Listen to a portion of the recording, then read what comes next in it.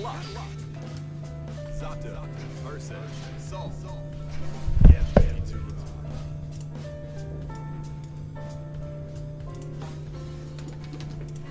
Heaven or hell. Duel. 1-1. Let's rock.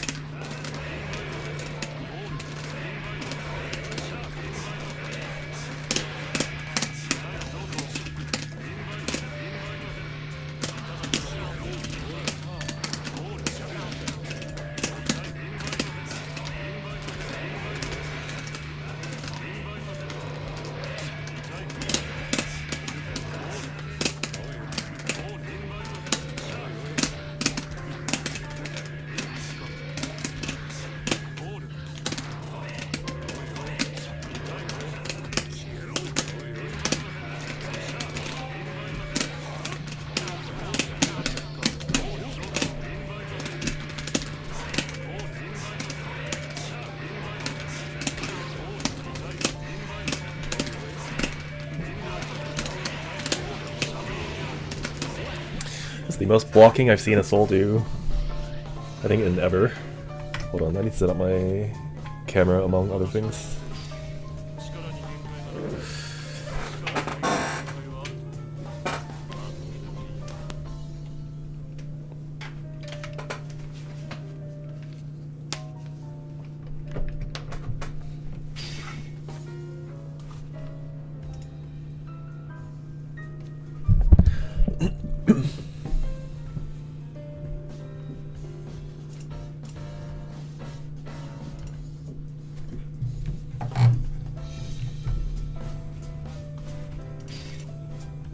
Zato versus Soul. Get ready to rock. Oh shit, I didn't turn that off. One sec. Here. Let's rock.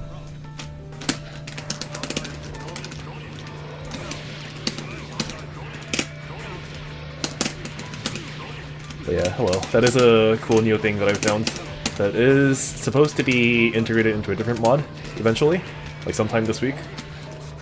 But we do have this one now.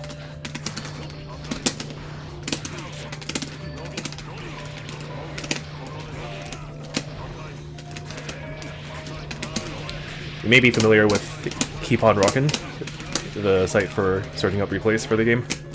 The same guy that made that has made this one.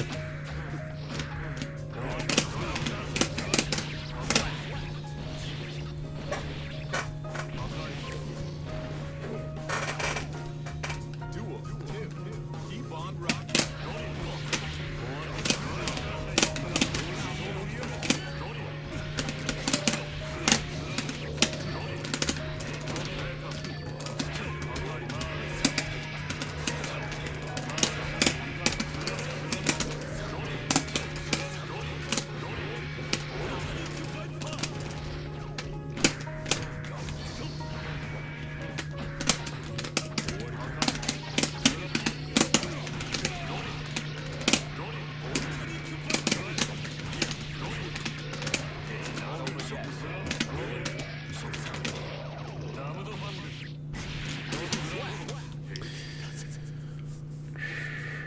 And in fact, there are so many useful mods for the game that are not very well known right now, that what I'm planning on doing is I'm going to make a folder that has all the important mods in it and try and distribute it that way. So you can just download one single thing and it'll have all the important things that you'll ever need for the game.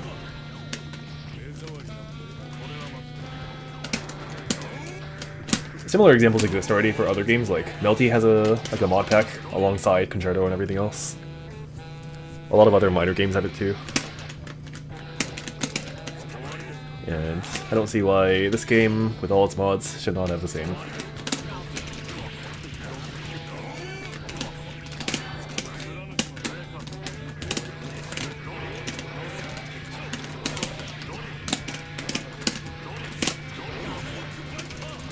There's one way to beat it.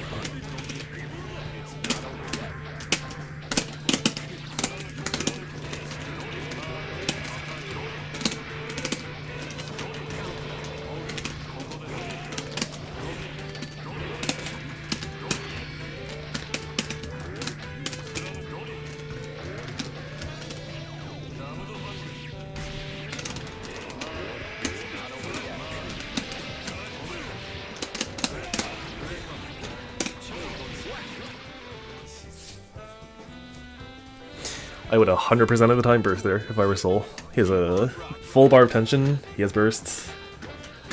I think I had like under 50 meter.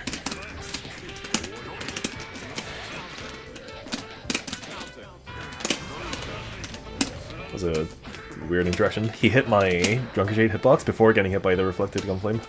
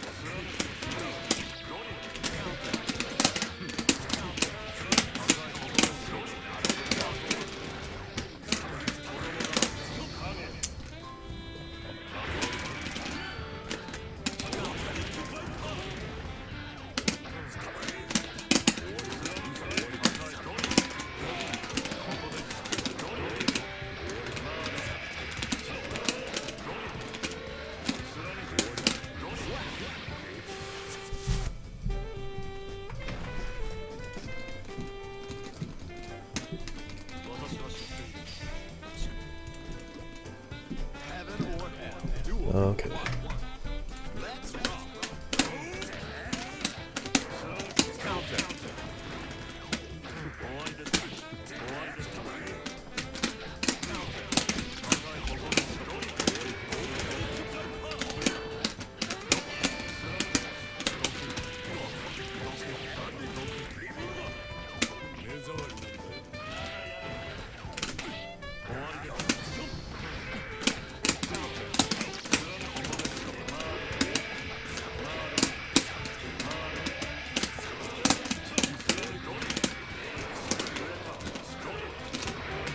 So you run across these players every now and then, who are extremely passive. Likely because I showed him before that I can reflect on Crusade.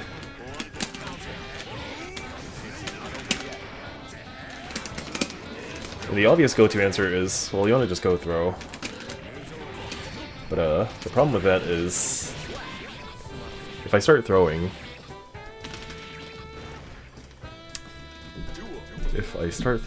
well, I should just go throw.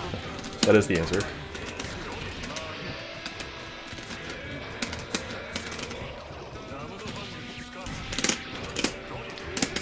I don't know how to describe it properly. It's like a gross feeling where you only save this kind of tactic for when you're playing versus like a Baiken.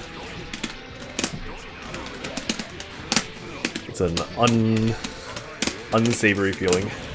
I don't know how to put it.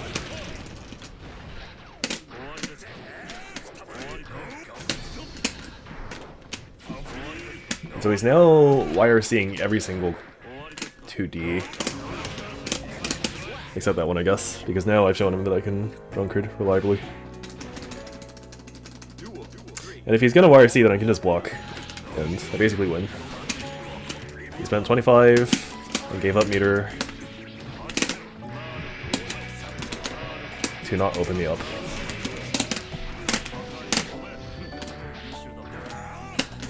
Oh, there it is.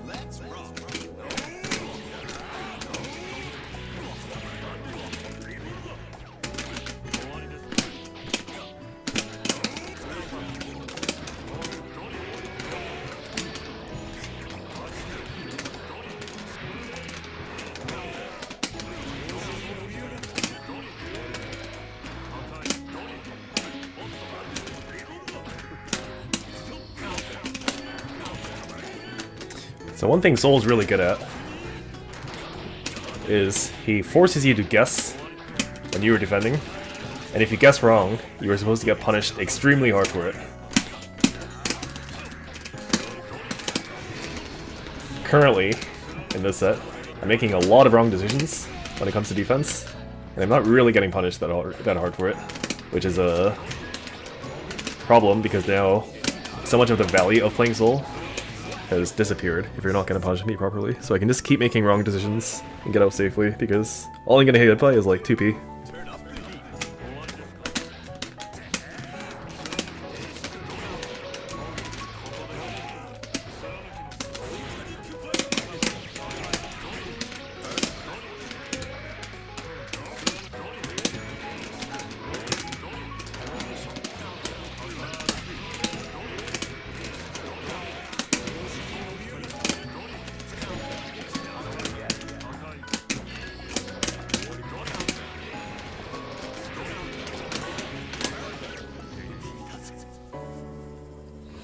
If a Zato or any other low HP character like Milia Chip gets hit in the corner for guessing wrong by Soul, I should lose like at least a third of my HP.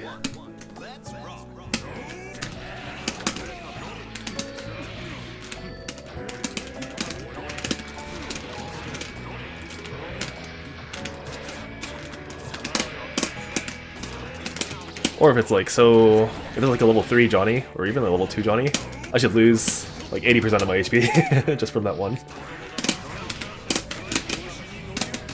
Oh, too late.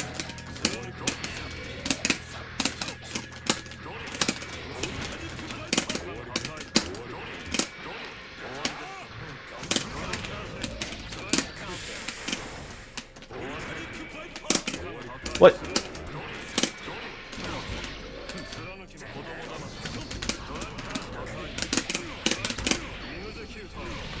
You caught him so beautifully from his tech. Well, I mean,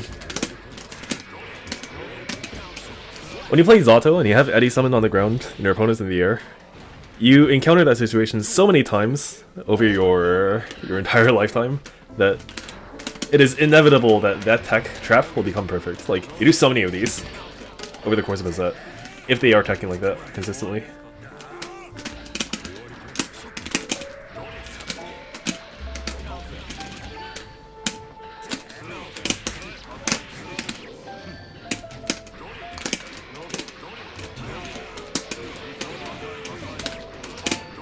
But generally speaking, yeah, there's a lot of missed opportunities when it comes to tech drafting in this game, because people tend to tech in a very similar timing slash position usually, unless like they've faced someone that consistently punishes them for doing so, in which case then you'll see more varied timings. But usually people generally tech the same way all the time, which makes it very easy to tech trap. Makes my job easy.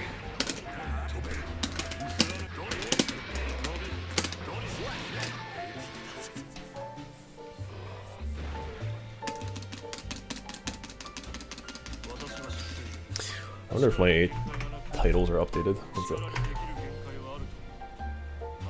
Okay.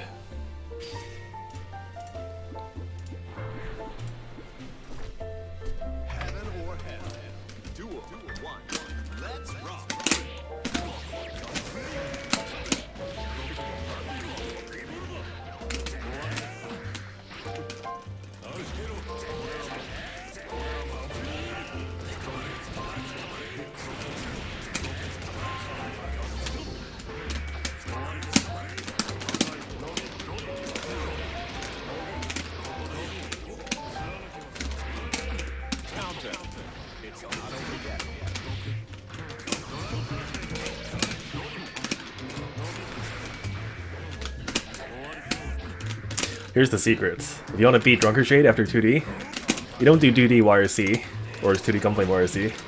You do 2D into like a Bandit Bringer. Just cancel it right away.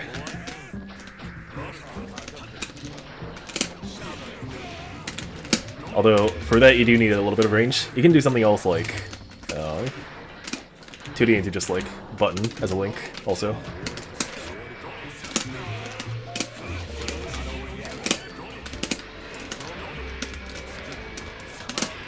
But those are all guesses, as opposed to being reactions by far. Oh. Yeah. It should be burst safe, but the timing's a little bit hard on the JH, the first one. If I burst there, I could have made it out.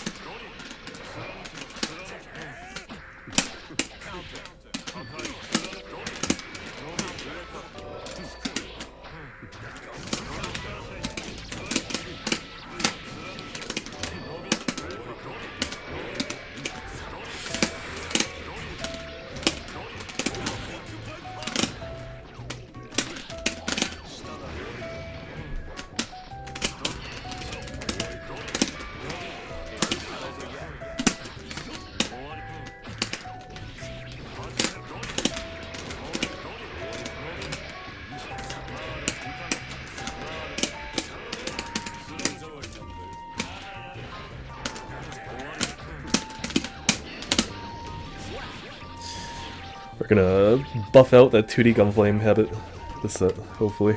Duel 3. Turn up the heat.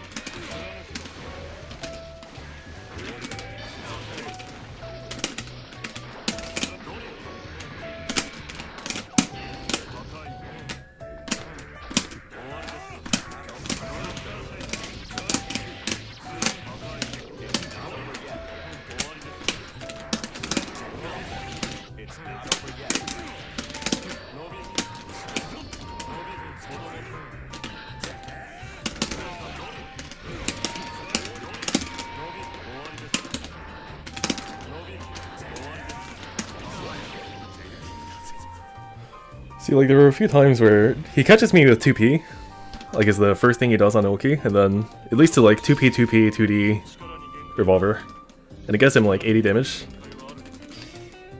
But if he routes into 6P, and does a slightly different combo, that turns into, like, 3x the damage, easily.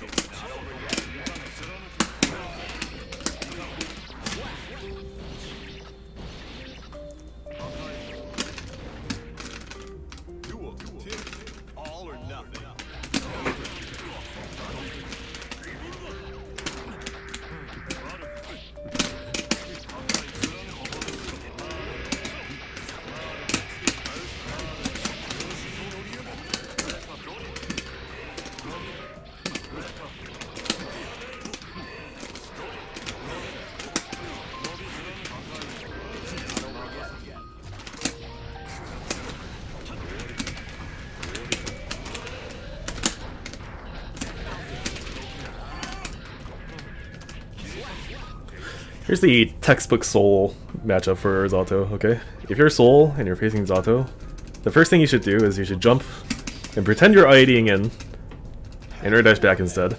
Because now, from the Zato perspective, I have to use Nobiru and spend Eddy Gauge to OS against you coming in. And that forces me to use Eddy Gauge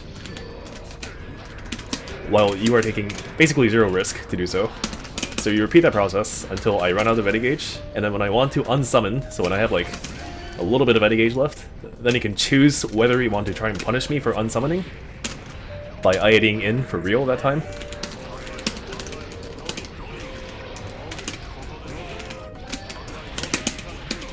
Or you can guess that I'm still going to continue to use Eddy Gauge and just deplete it entirely by using another Nobiru. And then you can try to mix me afterwards. Because now it's a Zato without Eddy Gauge. Playing in Rev Tuesday? Yes, I am.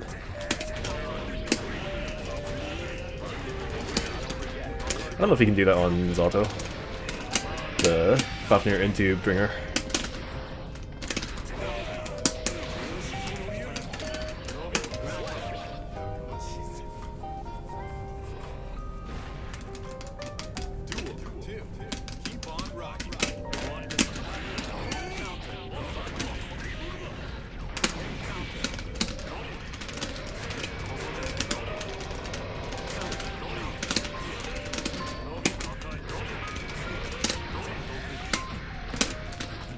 See, like that IED was pretty good, because now I have to unsummon Eddy, given my gauge, which is like at 1%.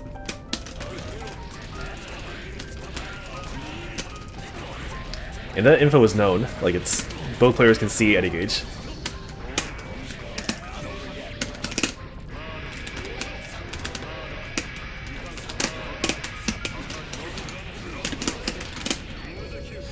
Yeah, that might not work.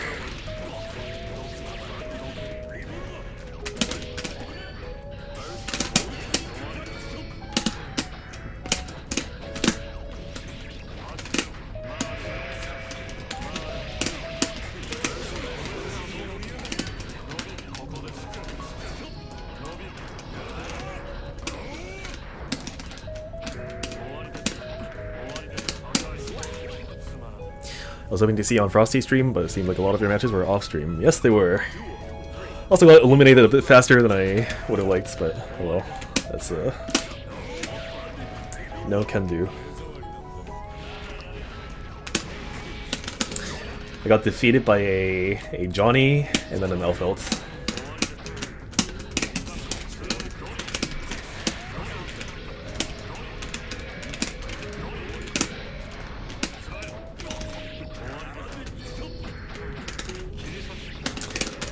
If I do Drunkard on that Revolver, he's gonna get counter it, and he's in for a bad time.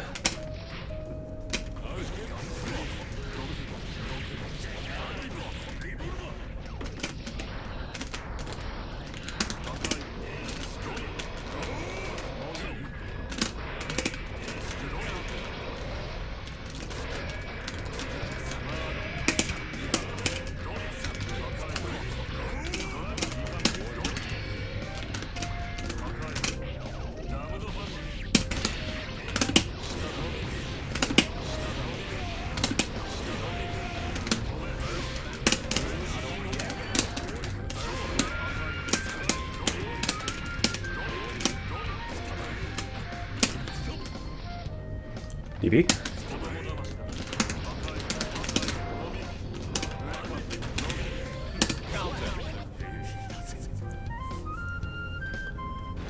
Okay, I need to go to Rev Tuesday, so that is the last one, I think. I'll do one more.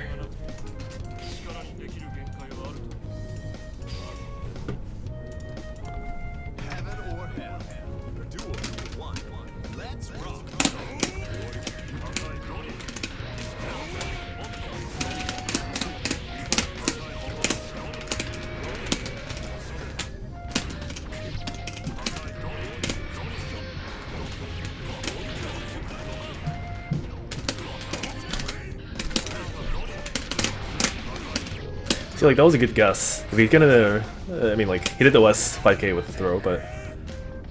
Like, if you're gonna do that, you should have the punish ready. to not be dropped.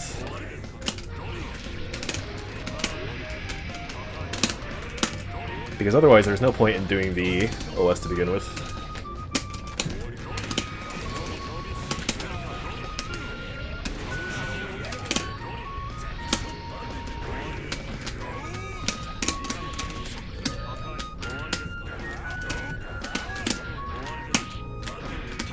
Oh shit.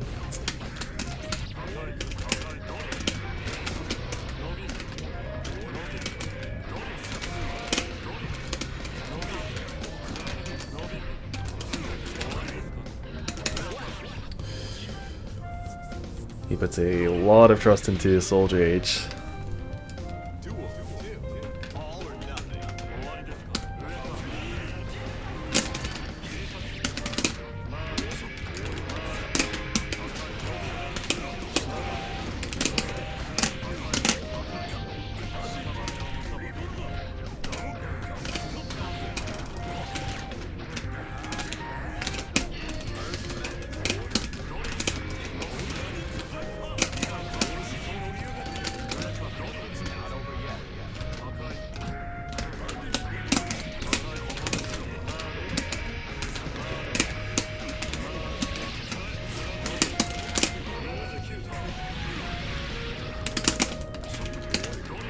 And the OTG would have killed.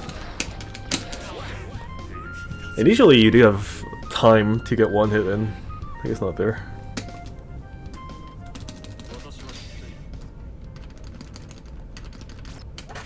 GG's. Okay, Rev Tuesday time.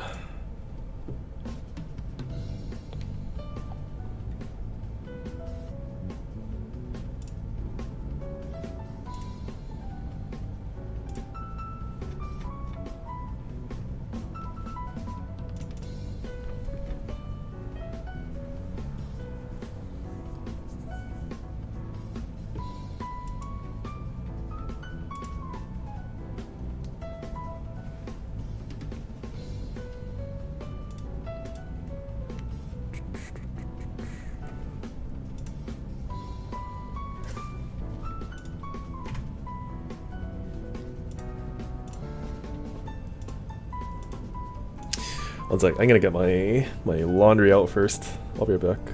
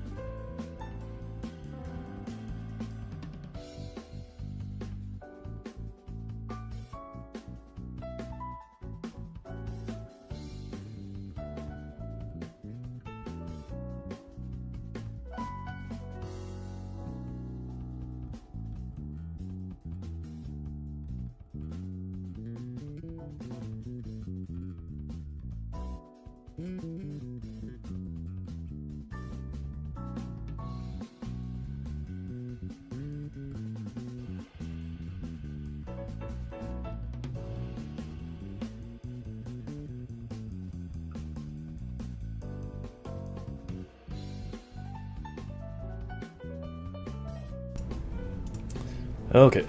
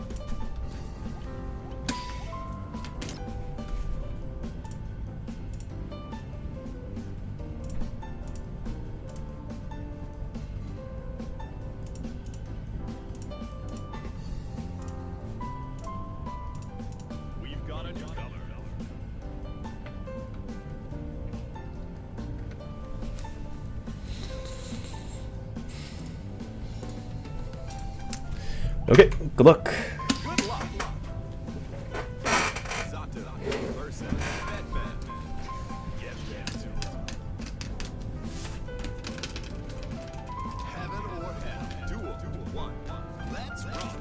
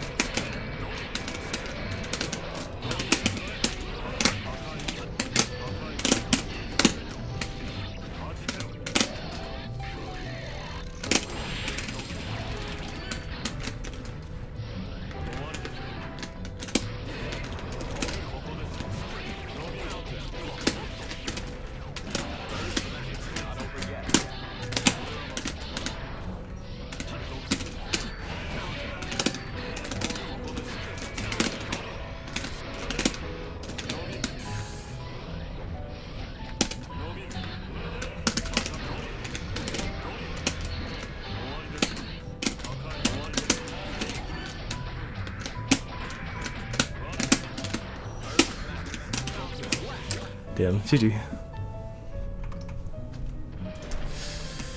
Deadman's been too long. Multiple years.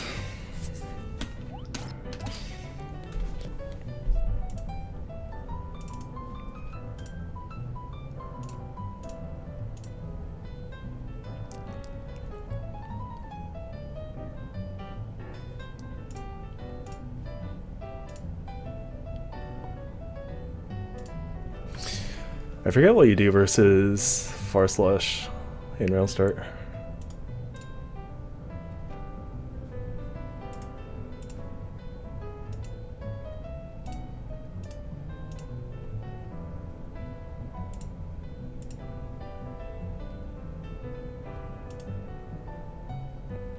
I got around to recording round start tables for I think like 6 or 7 characters, and I never quite made it all the way.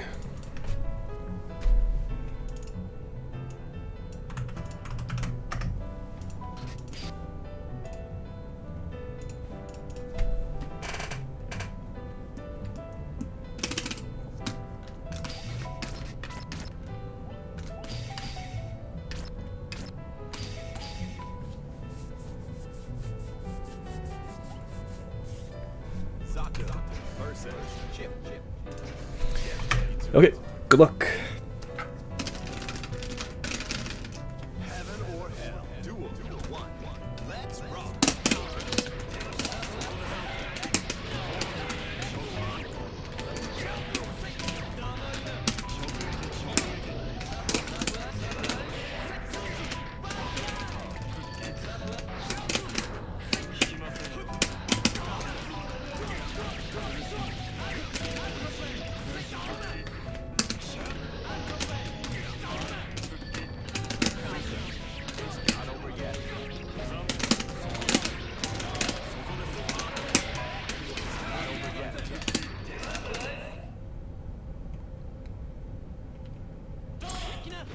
Okay.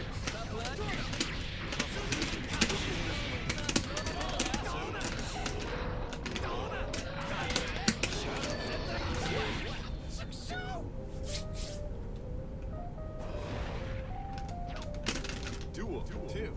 All or nothing.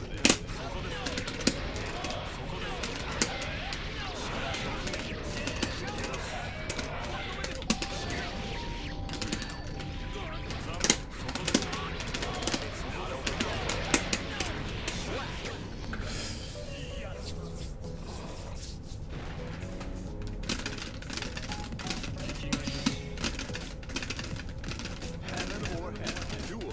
One. Let's rock. Counter.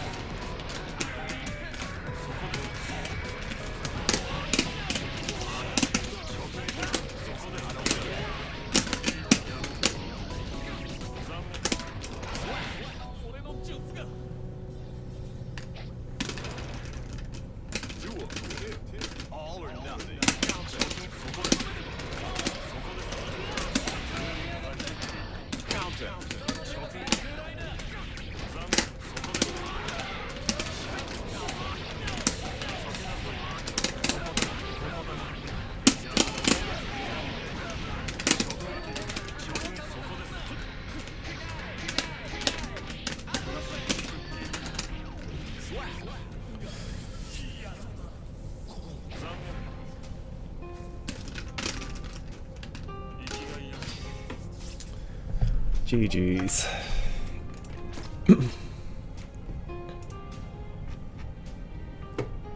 The thing where he does Rekka 1 into the diagonal up kick, you can do that, but you're supposed to do that very seldom.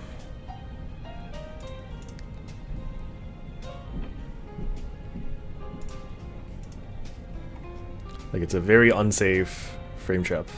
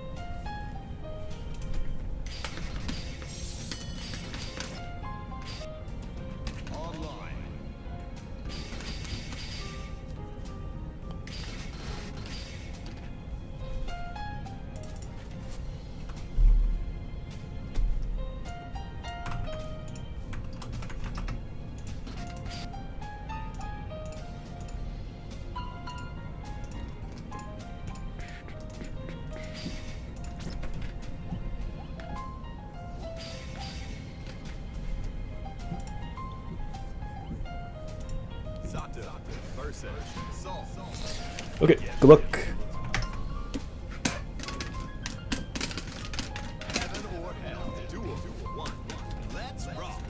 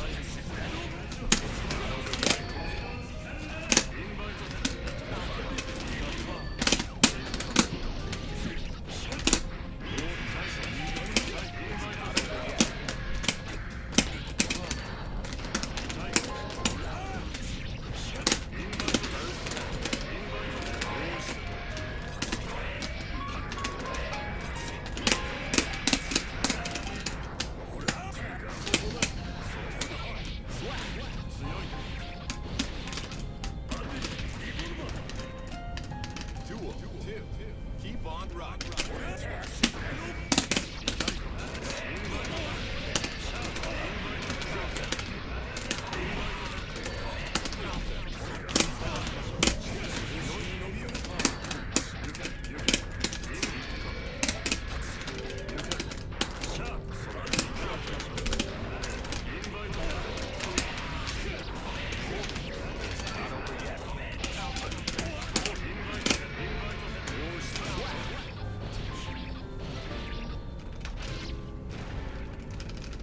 Duel. 3. Turn up the heat.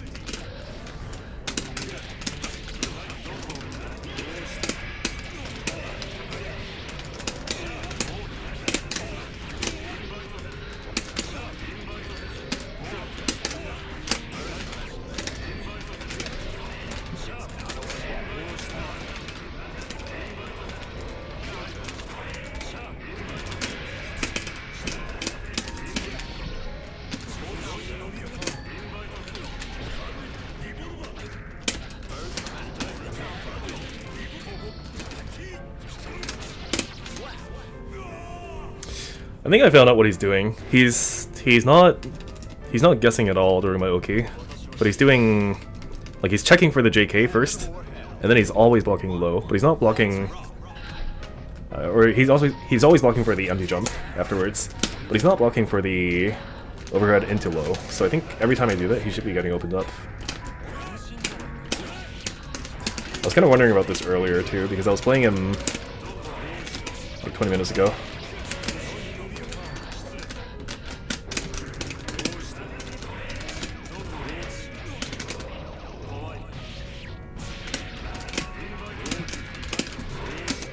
test this theory. Yeah, there we go.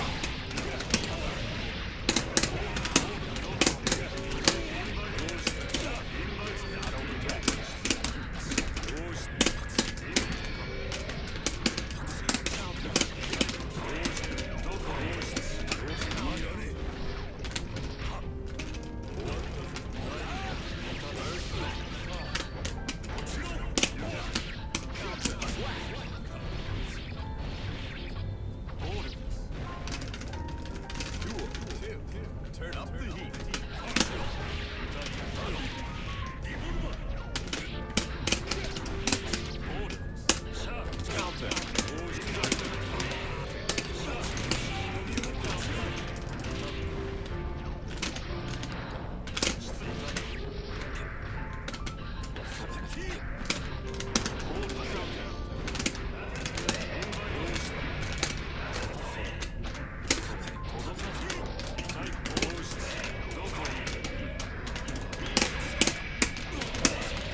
And again.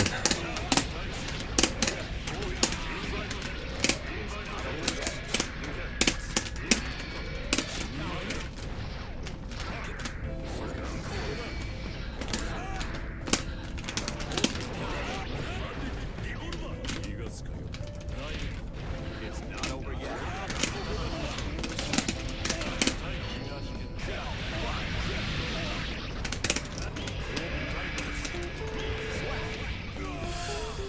GG's.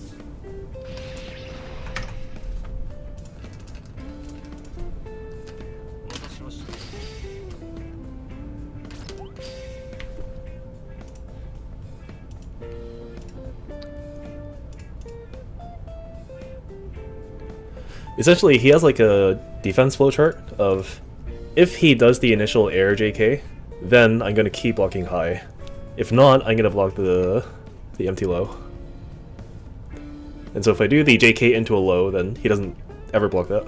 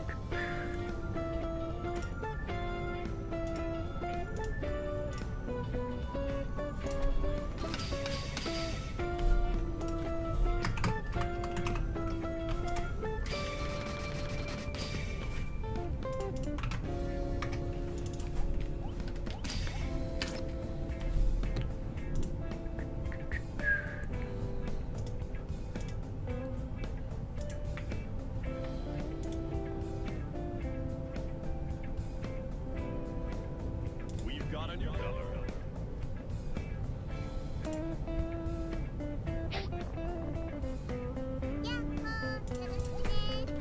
Good luck. Okay, good luck. Versus C. Get ready to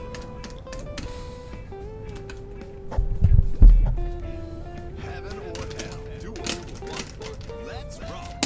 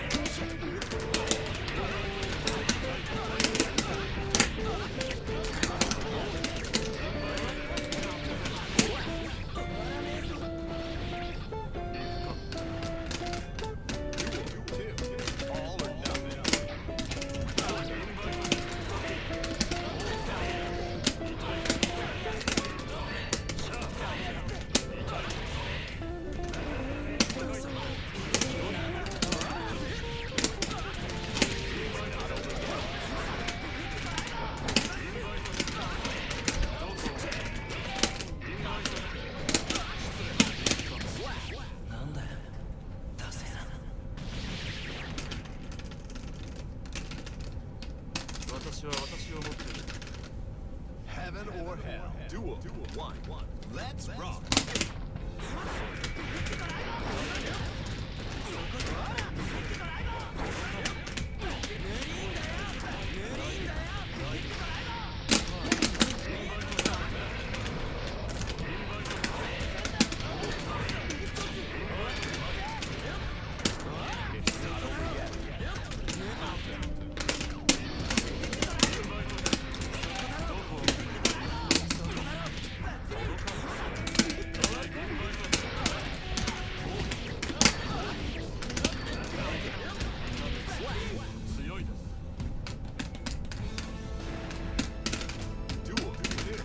Turn up the heat.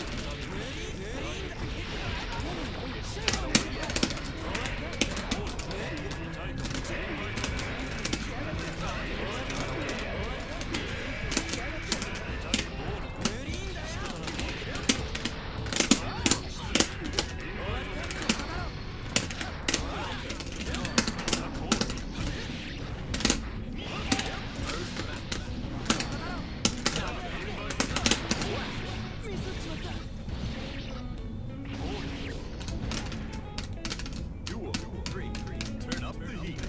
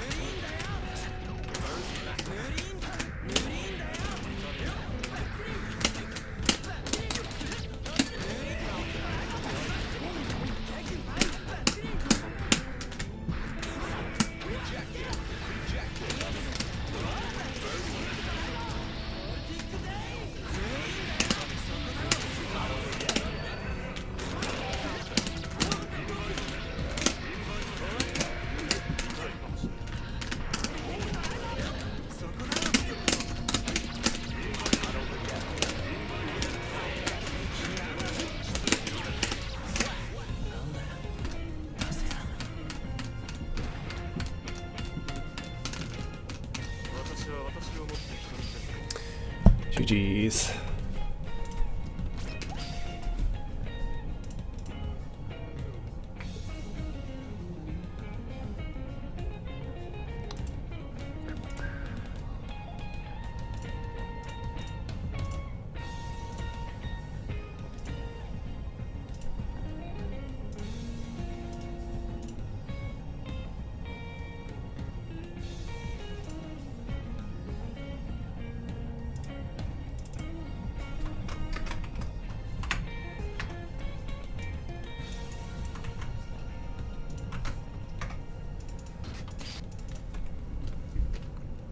I think this is another Sin player.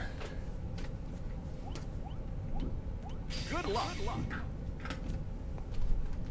Zato versus Sin. Okay, good luck. Heaven or hell. Duel 1. Let's rock.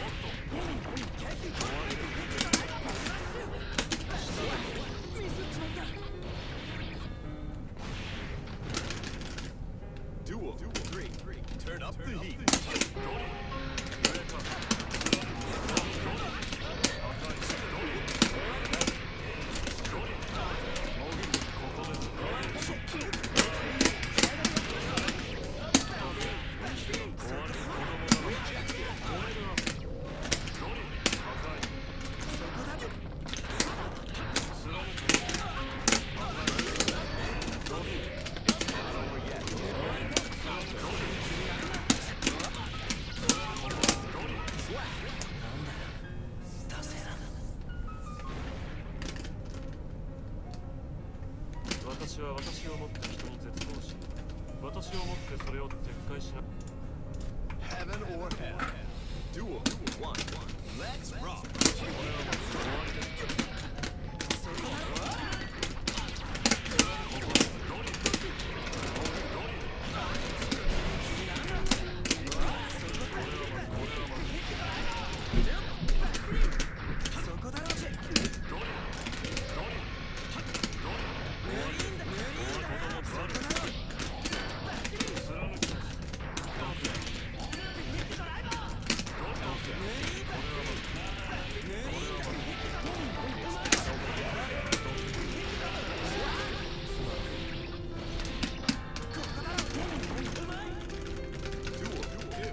Keep on rocking.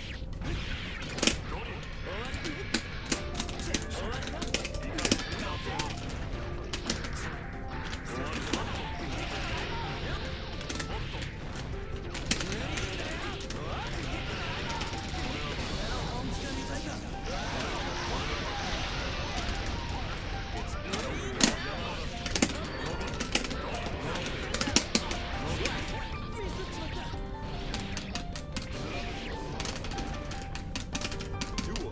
Three. Turn up the heat.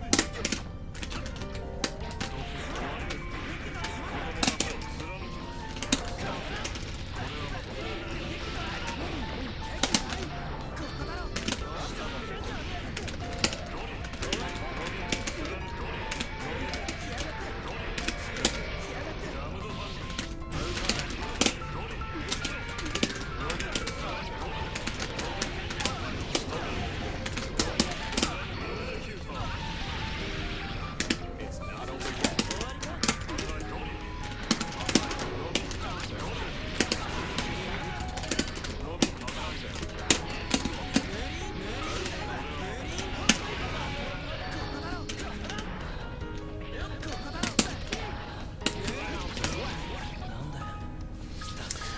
GG's.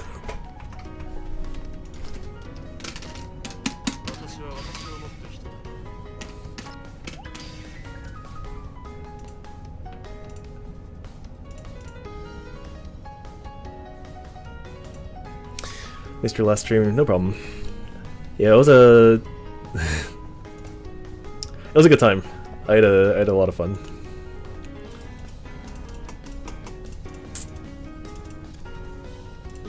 I am still pretty sold on the idea of only playing Zato, so I don't think any character switch or anything like that is happening.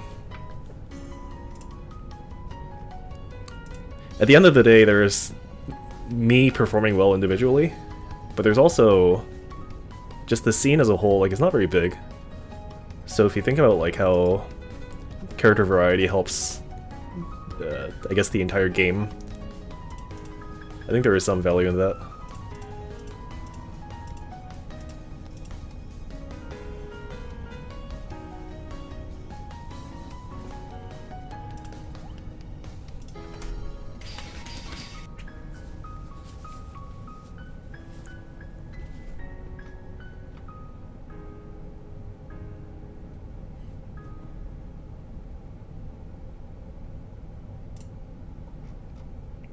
I definitely did consider switching characters, but it was a pretty short consideration.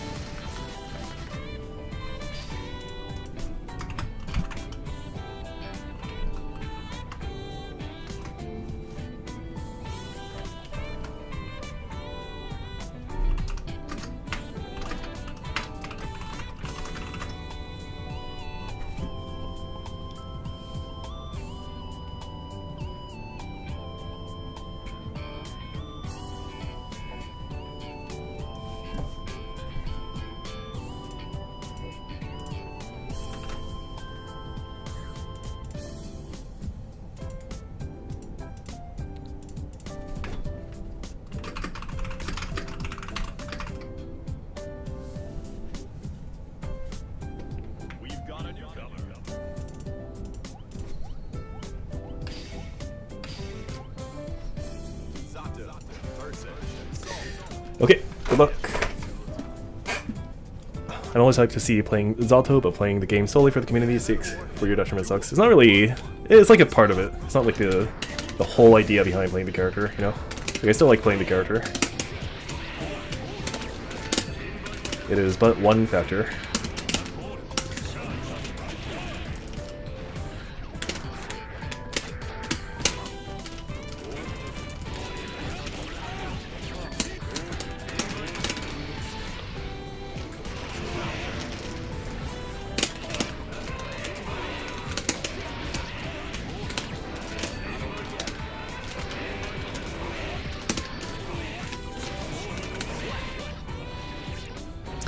Not gonna switch even for the unwinnable matchups like Viken. Viken, yeah, probably.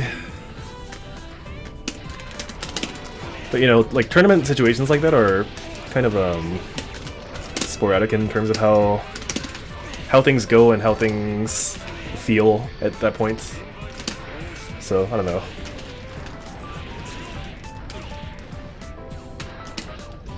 The only thing I am sure of is like I'm not gonna pull like a full character switch, you know? I should have jumped there to punish.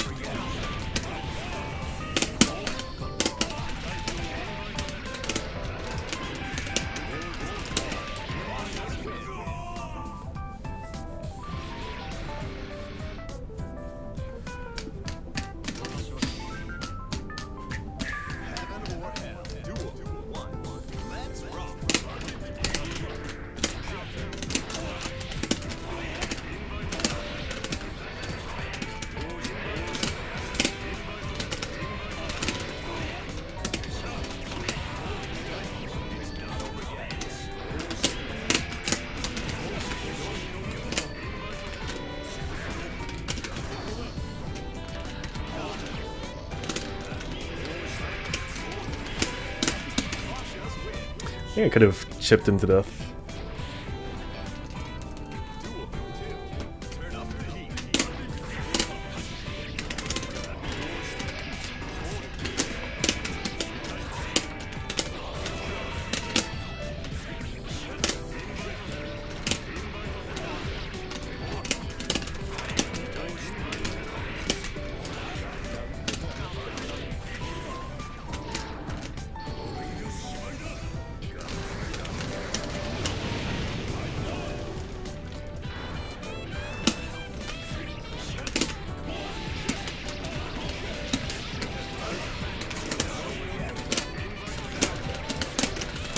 This might not work. Oh.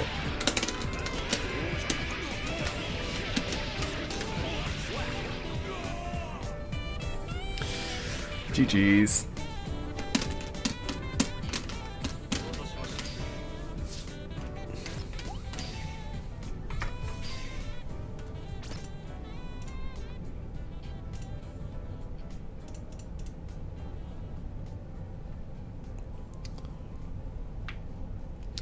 Tournament, yes.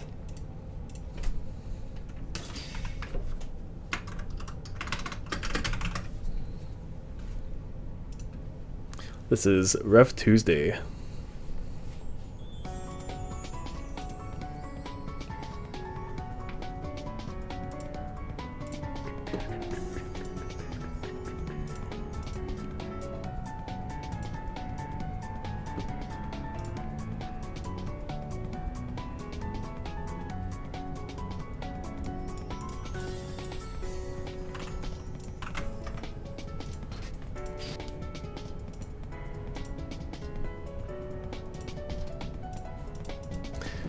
Next is a jam player. Okay, good luck.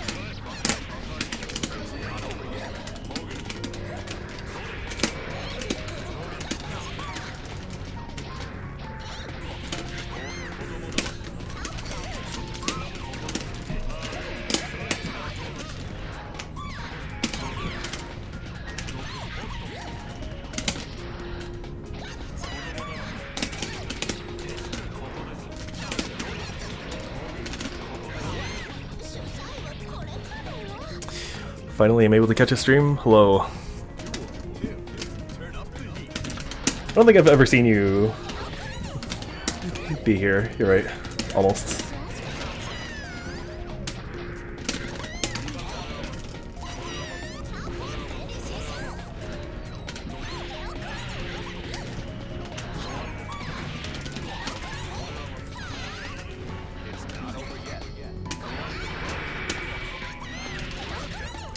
Also, the air hit, the Nobuo 2H. You mean the after the mid screen dust, 6 dust? It's H2A. Yeah, yeah. I recognize the name. Don't worry.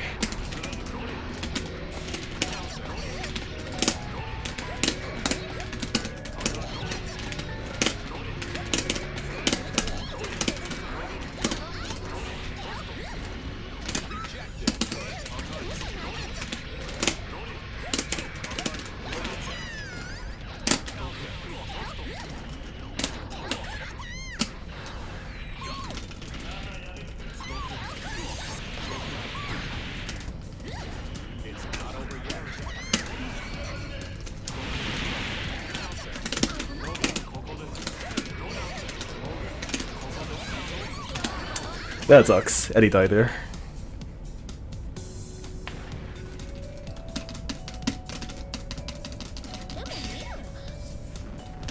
Heaven or hell. Duel. One. Let's rock. Duel.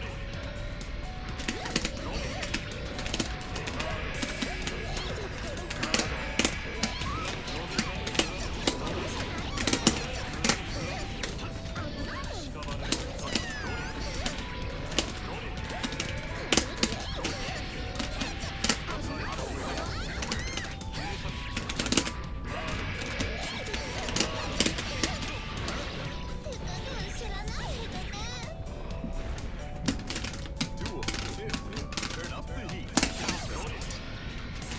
Counter.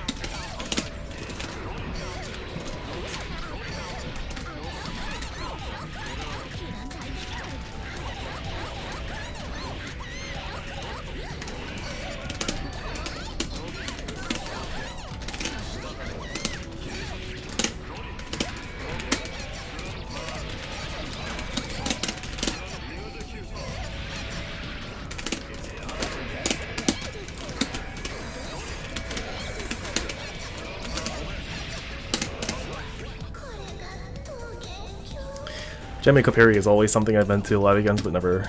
So it's like there are so few people who parry consistently against Zato that it's really hard to get the motivation to find the time to let it.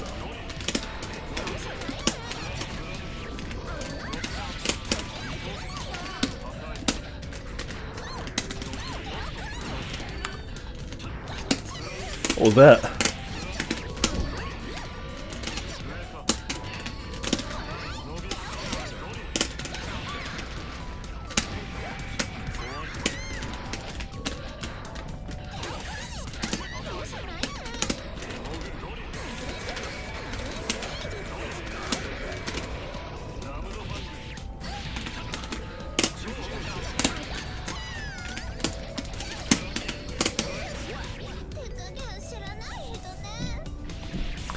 It's the 2HS 2H. Okay, I'll have to. If you posted it recently, like in the past day, I probably haven't seen it.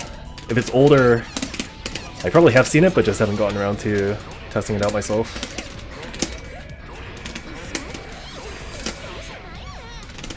Oh. Oh, you killed Eddie, that's why.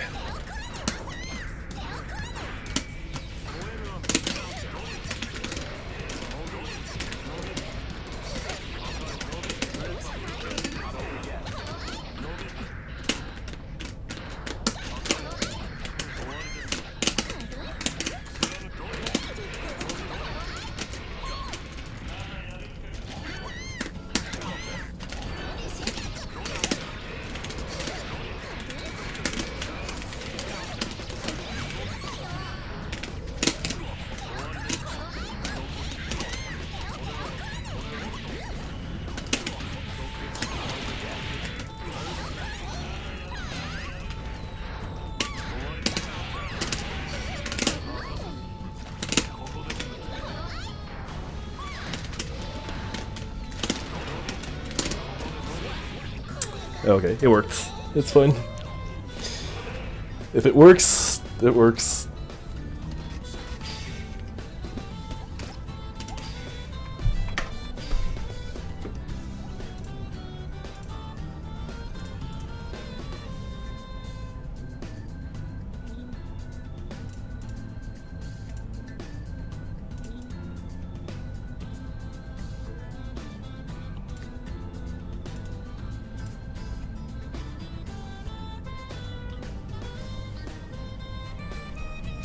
The one I did see for sure is the most recent one that I saw was like you're ending the side dust route with 6p, and then it can lead into like an unblockable or whatever else.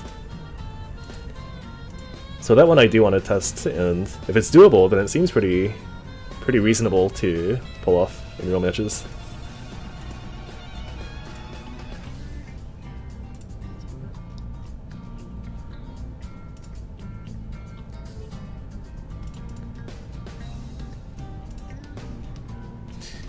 I'm against a Milia player.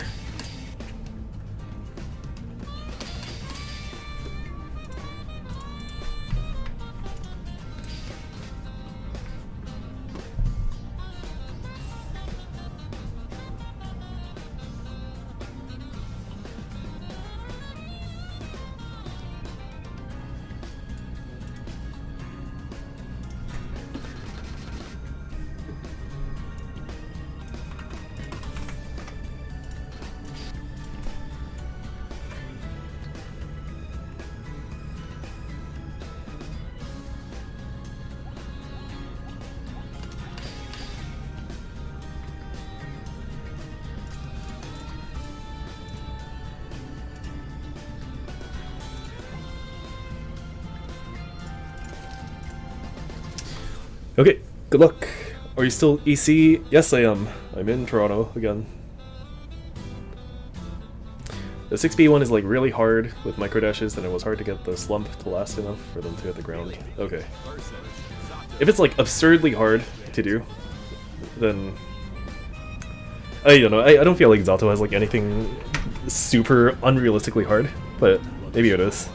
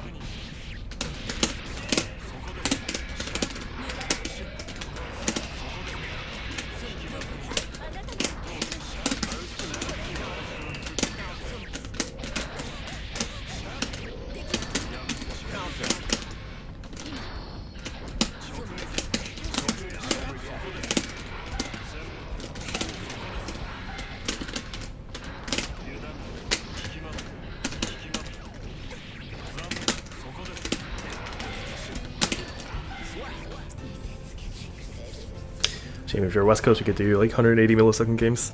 I tried playing versus Japan, and it was 180, like between 170 and 200, which I think is on the cusp of being playable, but not really.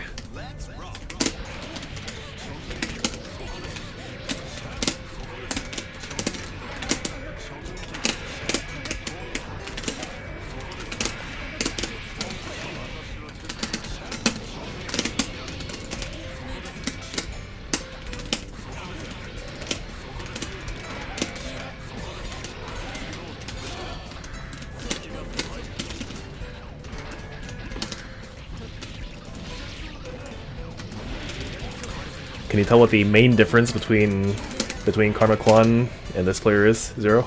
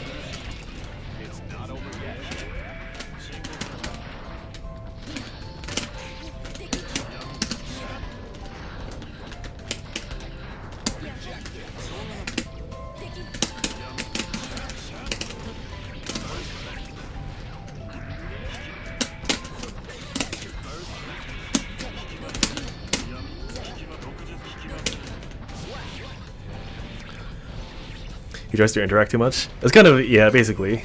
He doesn't backdash all the time on wake up, which he should be doing because it's so good versus Zato. Like basically any mid-screen drill that I do is completely ineffective unless I like make the hard read and put the drill so far behind him that it covers the backdash.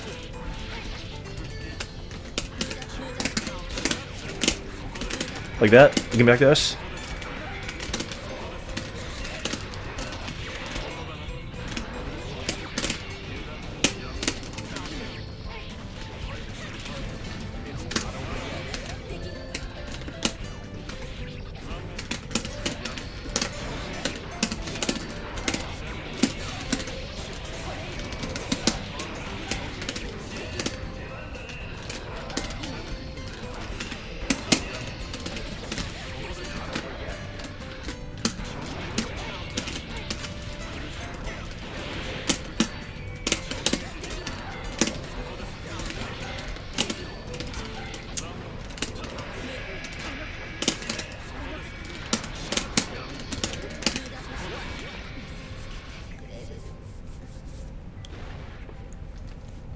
I thought counter blitz was hard knockdown. It should be. In 99% of cases, it should be. GG's.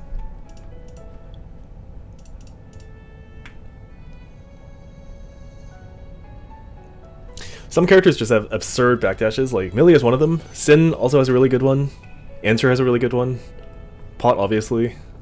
But like Pot doesn't have an airborne frame on the last vulnerable frame of his backdash, so it's not as bad, or it doesn't feel as bad for Zato. Like it's so bad because if you backdash and you get hit, you're airborne.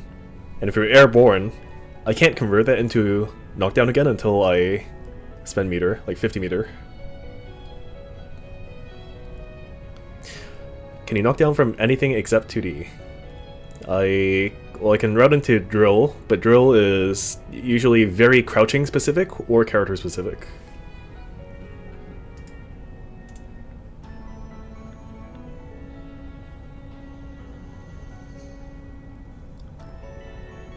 Like if I do 5H into close drill or far drill, if the opponent's crouching, it'll most likely work. But if they're standing, it really depends. Like Milia is so thin, her hurt box standing is so thin, that it is nearly impossible to combo from 5H to drill, ever. Yeah, Johnny backdash too, but Johnny doesn't use it in a way where you try and like evade drills so much as just being good in general, but it is a really good backdash, yeah.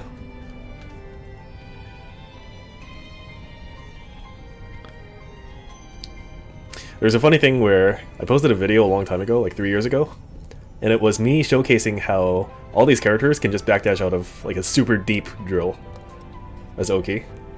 And the comments were were a lot of Strive players coming in saying like, why is he complaining about drill not working here?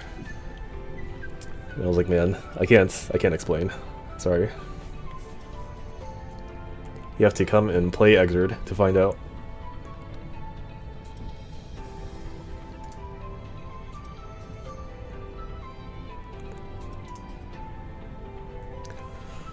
Okay, I think this is a Slayer.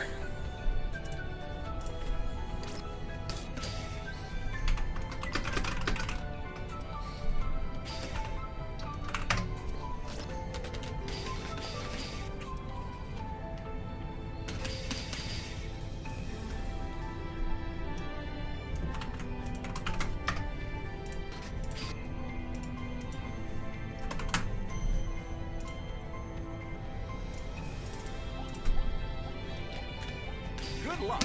Okay, good luck. Slayer versus Zato. Get ready to Executor or Shadow Gallery are the other... Yeah, you can spend meter to do it, or if you can route into Shadow Gallery somehow, but usually that knockdown isn't very good. let's rock.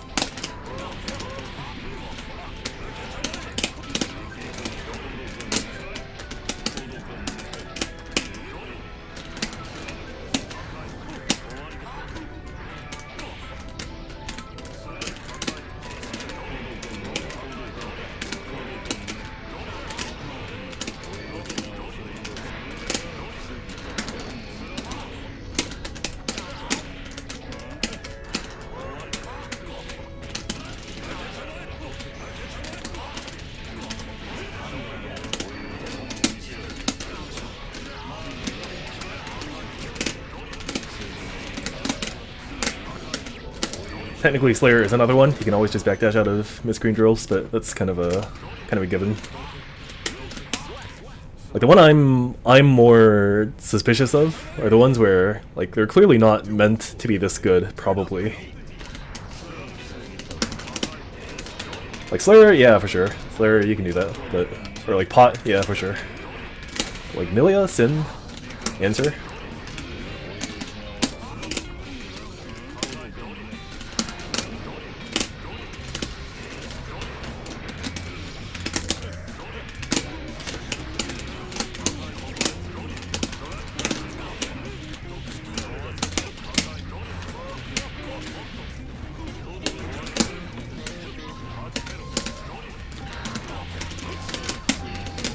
He is not backdashing.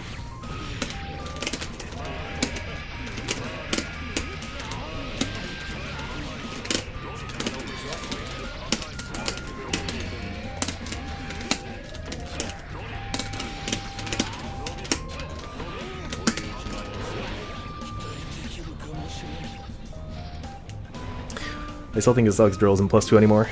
Yeah, it probably makes a big difference too.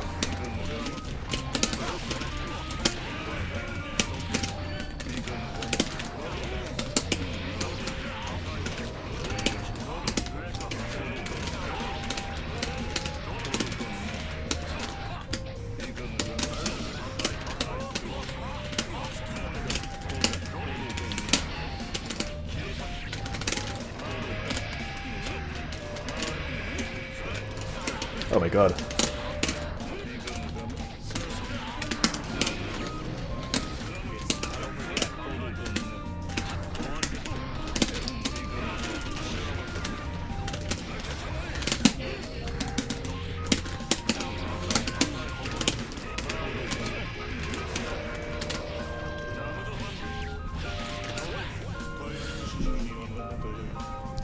The one thing I really would like, if there are any changes to the official game, is make 2D range bigger, please. Like, make it expand a few pixels forwards without moving Zato himself. Like, just make the range a bit bigger, please.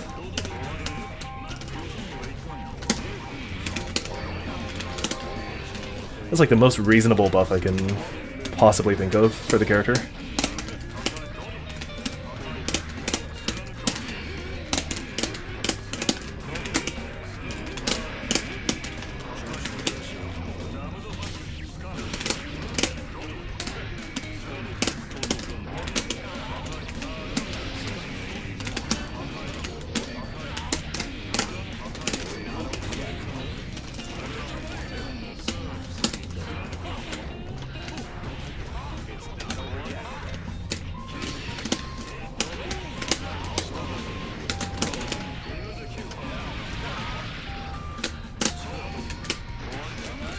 Oh no.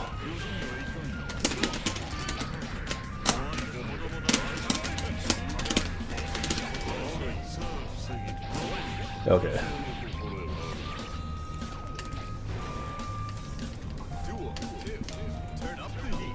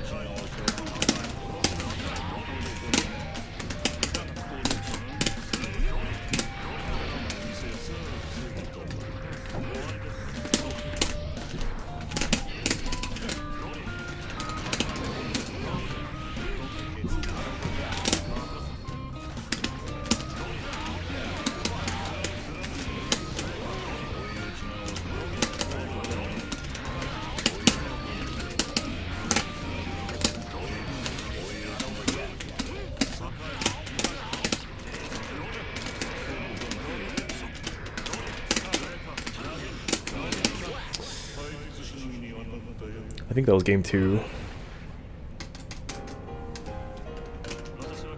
Yep. GG's. Oh.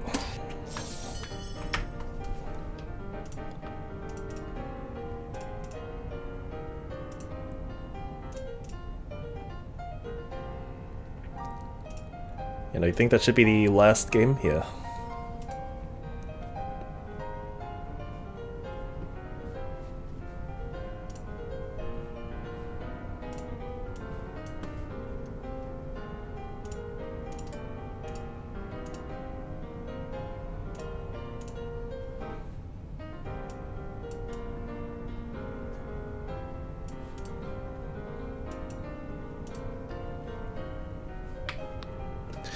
Well, I guess we watch this until the bracket is back. Bring back Kum JHK. Or Kum JH, yeah. It needs to have a lot more untech time. So you can actually end combos with it even after very long combos. That's another thing I could see coming back, yeah. That would be cool. How are you with nerves in tournaments? I feel like I do better than the average person that goes to tournaments because I have like a... I used to play music, and a big part of it is performing on stages, obviously, and so you start to learn how to kind of manage your nerves through doing that. And I feel like a lot of really good players that you can think of, at least execution-wise, have like some background in music to some extent. Like Marlon does too. There's a Marvel player that I forget the name of that does. There's a lot of Tekken players that do. Like especially if you play piano, there's a bit of crossover between like that and pressing buttons on a flat surface, right?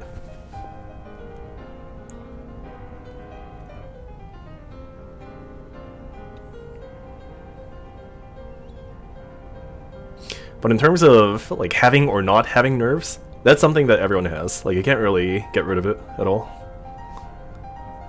It is only a matter of how do you manage with it.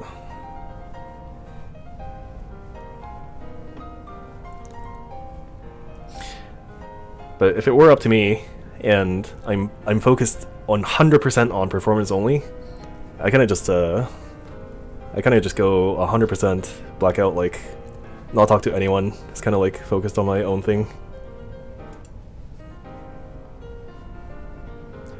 Also, Pat has the input reader display thing on here. That's pretty cool. This is a mod that you load into Pangea's mod, I believe. And it was made by Doug, who made Keep On Rockin' a long time ago. So you just plug that into the Pangea's mod, and then it displays your inputs here. Pretty cool. There's a similar thing that's going to be patched into a different mod, the Hitbox Viewer. So it's called the Hitbox Viewer mod, but it has a lot of other things too. So it's going to be expanded to become like a bigger mod, as a standalone kind of thing. And eventually what I want to do is, once all the updates come out, so the Hitbox Viewer mod should be updated sometime this week or next week maybe. Once that happens, I want to put together a folder of a mod pack, essentially, of all the important ones. Because there are so many people who just don't know that these exist. And they are near essential if you're trying to improve in the game right now. There's the Wake Up tool, there's Lab tool, there's KCOTS or COTS Hitbox Viewer. There's the Auto Replay Viewer for OBS.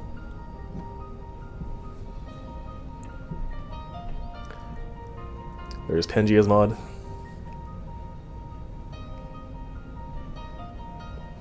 Do you have a link to the input mod? Yes. So you'll need two different downloads. One is for Pangea's mod, and then the second one is like a module that you plug into it. So this is the thing that you plug into Pangea's mod, and here is Pangea's mod. So let me post these here.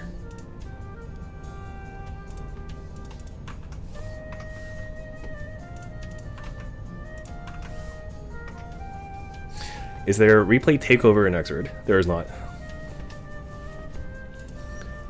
Which is like it's a really cool thing that it was in StarCraft before any fighting game, to my knowledge, actually. And when it first came to StarCraft, I was like, man, this would be cool in fighting games too. But it took a long time to get implemented, and by the time it came to fighting games, it was after Rev 2 was kind of the main game.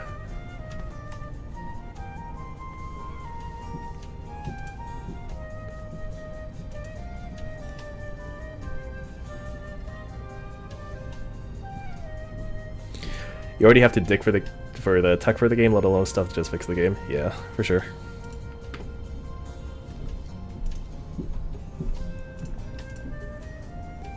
Looks like I am second seed. And we have a 3-way tie again. The last week Ref Tuesday ran, we had a incident with a 3-way tie. So let's see how they deal with it this time. First time I heard of it was when GGXX got it. It's crazy that it didn't become standard in fighting games. Yeah, it's such like a... Especially, I don't want to say back in the day because only like 8 years ago. But 8-9 years ago, if anyone has played fighting games at the time, you'll remember, but features across different games were not ubiquitous at all. So if you had like something as simple as like a wake up and do something tool, those were not something that you would find across every game at the time. Like some games would have wake up, other games would not.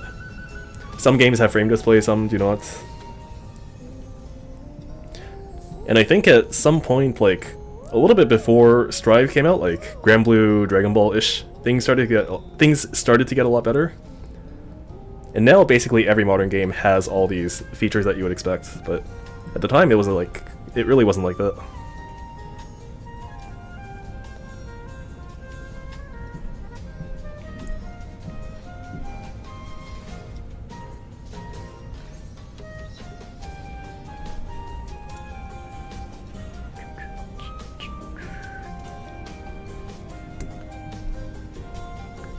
Always ties. Yeah, I think so the benefit of doing this is that the participants get to play more games.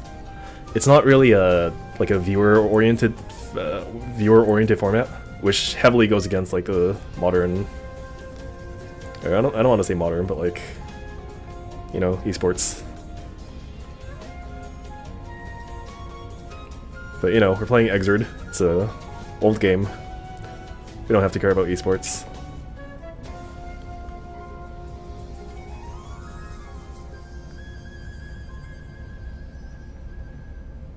Frame Viewer was DLC in Tekken 7. Yeah, that was a thing too, huh? Selling frame data.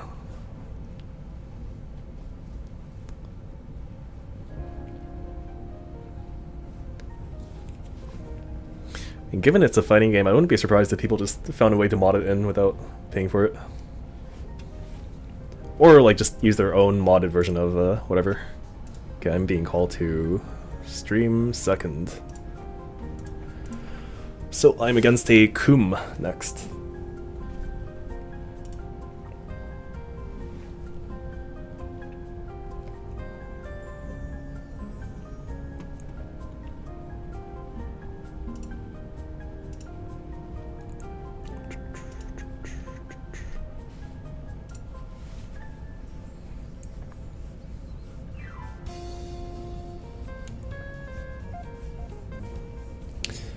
Good luck, thank you. It's one of my relatively more confident matchups. It's Kum, Pot, Soul, Mei. Actually, let's see.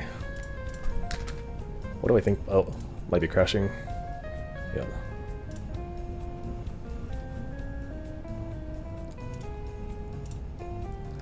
Well, at least we crashed before being in the match.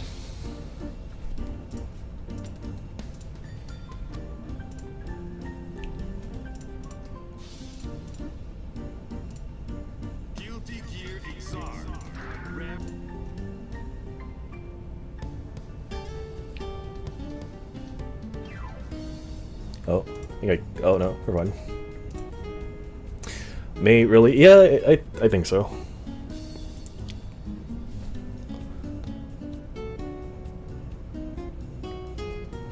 I thought that matchup was May. It's less about the matchup and more about just like how well do I think I can deal with this character, like as a Zato player versus a Mei player, as opposed to Zato versus Mei, the characters. And they're like, there's correlation, but it's not exactly 1-to-1, right?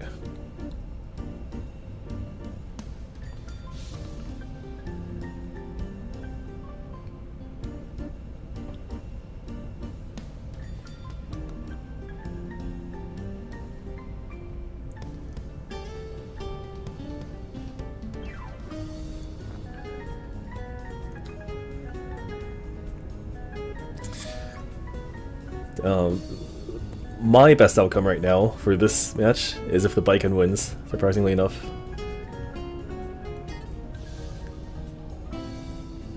And it has, again, nothing to do with the matchup, and more so that I just have a much better history of winning versus this particular Baiken player.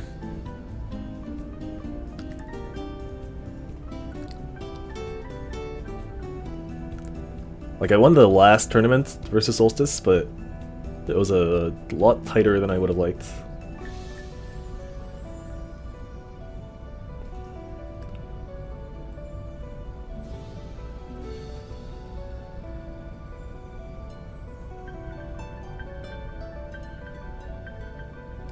You're way better at downloading. I just panic in most matchups, so that matchup just kills me. If you're panicking in a matchup, it's probably that you're encountering things you haven't seen before, or you're encountering things that you don't know how to deal with, right?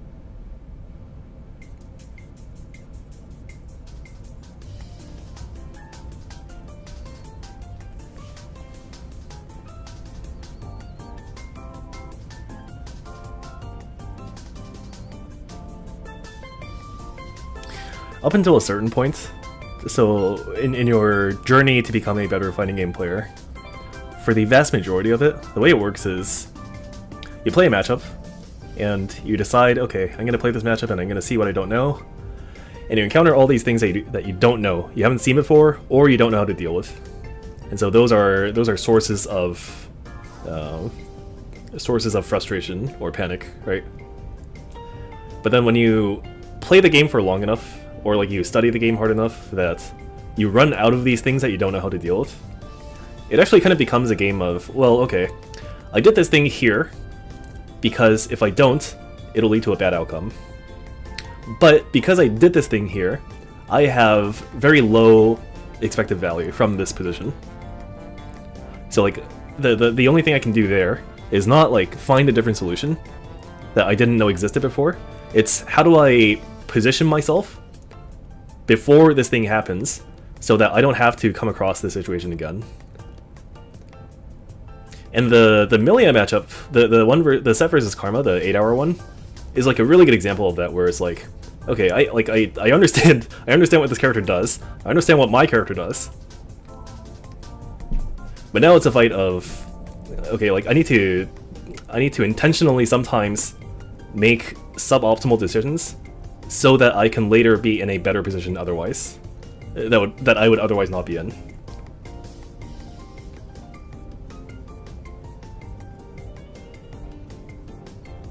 And a really easy example could be like doing fard roll on round starts. If you do fard roll on round start as Zato, the drill does not reach Milia, but if Milia backdashes, it will catch her.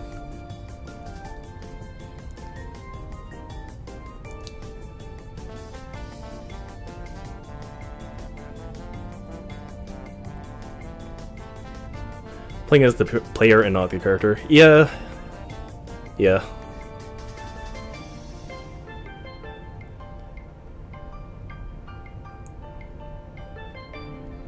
Or here's another really common example, although it's a little bit less clear. Zato a lot of times wants to be in the air because it gives him the position to be able to like kind of maneuver and finesse around with your normals and try to like catch an anti-air. Or like catch an opponent trying to come up to you and trying to air throw or press a button.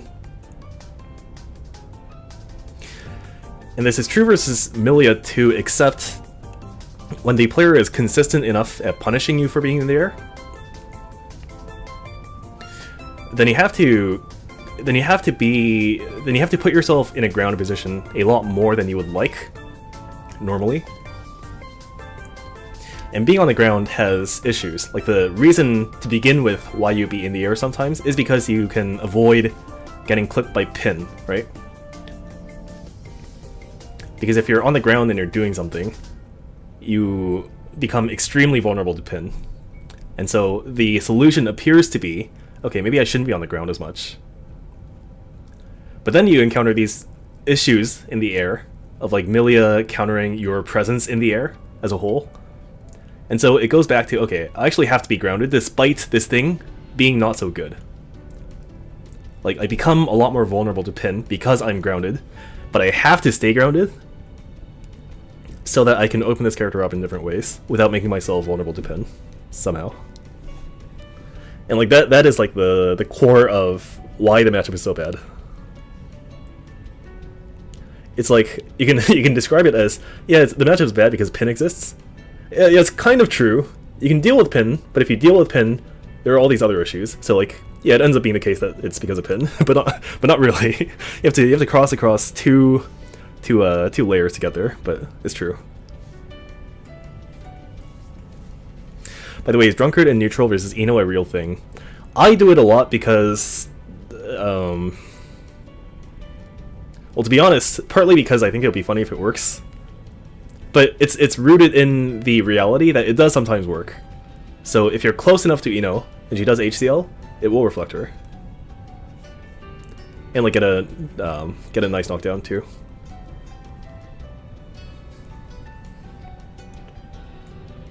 But if you know for sure that Eno's gonna do HCL from a decent range, like outside of the reflect range of Drunkard, then you shouldn't really be using Drunkard at all, to be honest. What you should be doing is IAD and then punish.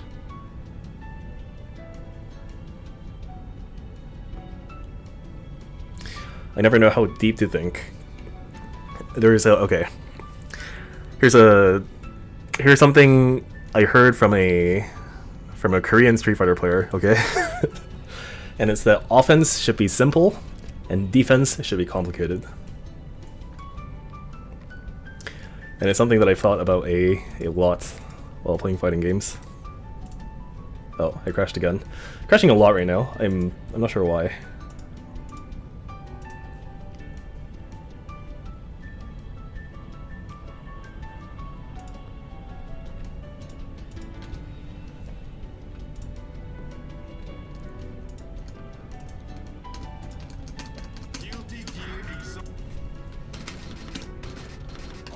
Oh, hold on. I need to join the stream lobby.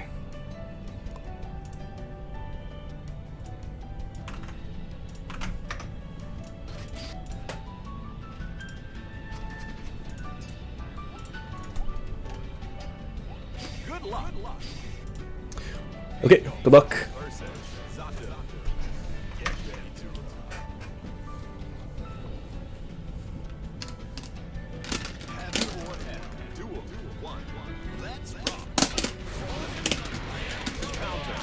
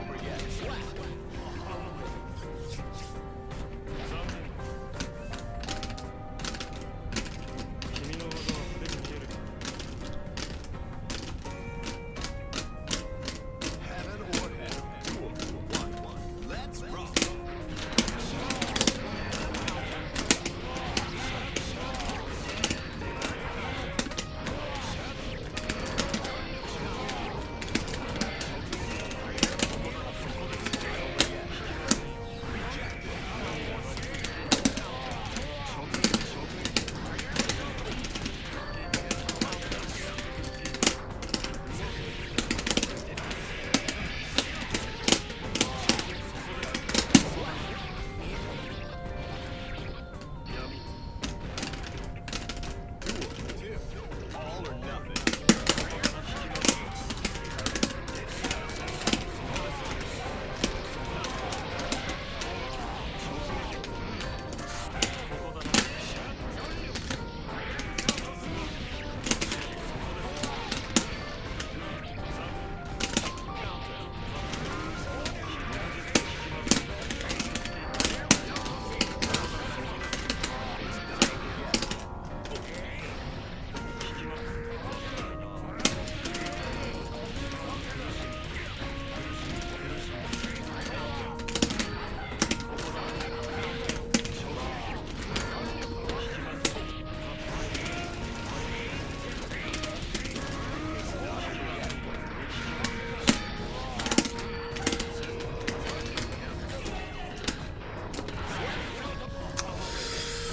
Okay, I think it's the first to two.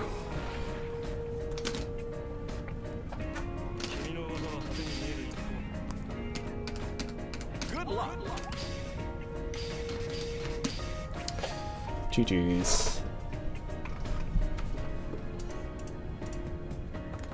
I'm still a little bit worried about crashing because I crashed 3 times today, and I don't think I've ever seen it happen that frequently.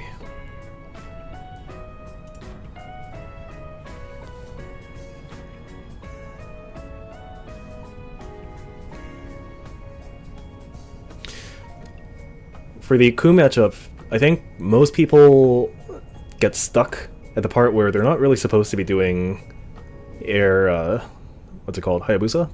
The down kick, blue one? They're not really supposed to do that versus Zato, because JD is just really good at dealing with it. It's one thing to get around Nobiru with it, but you can't really avoid that and JD. And JD has such good reward on counter it.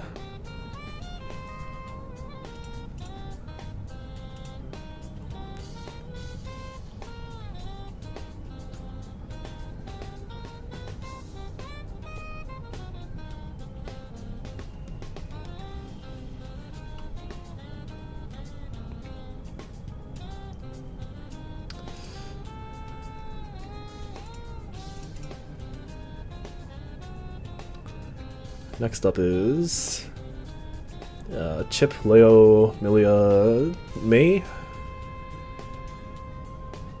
It's going to be Milia or Mei.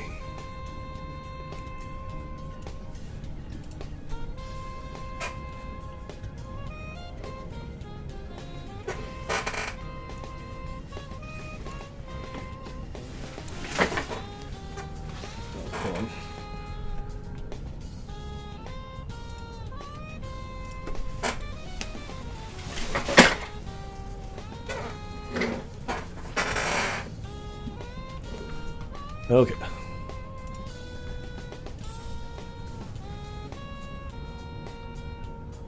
The buff that it wall bounces on counter it makes me sad. Yeah, but before I think the way it worked was you get wall slumped, and sometimes that would not lead to knockdowns anyways. I think I didn't really play pre 2.1 Zato at all, so I don't really know. Yeah, but it would be nice if it always guaranteed the knockdown, yeah.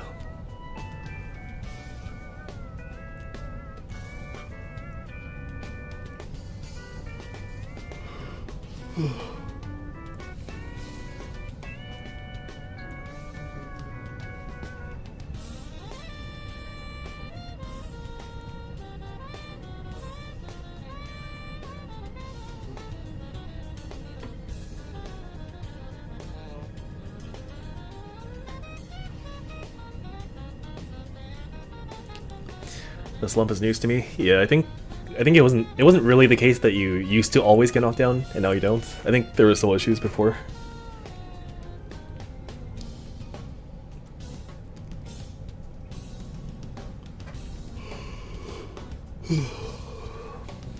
I just hear stuff from other dooming Zatos. I see.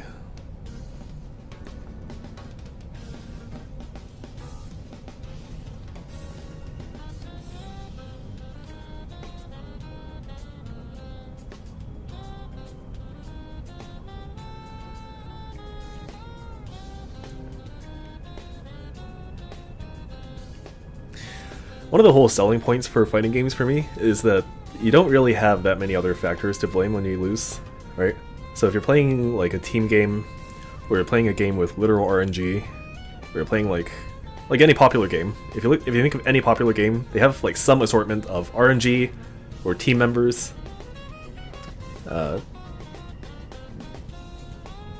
And so it becomes really easy for you to blame anytime you lose on these factors, like my team was really bad, or like I just got really bad cards, or I got put in a really bad position in, I don't know, like Battlegrounds, or like Fortnite, I guess. And so I would like to think that for fighting games, that essentially like that responsibility is more heavily placed on the player, of just kind of like accepting that you're bad and trying to improve that way. But I think like even for fighting games, there's like, well, my character wasn't that good, or like the game was laggy. And it probably does apply a little bit because of that. Like, you can't blame other things as easily in this genre, but I think it's probably just inevitable that people will find excuses.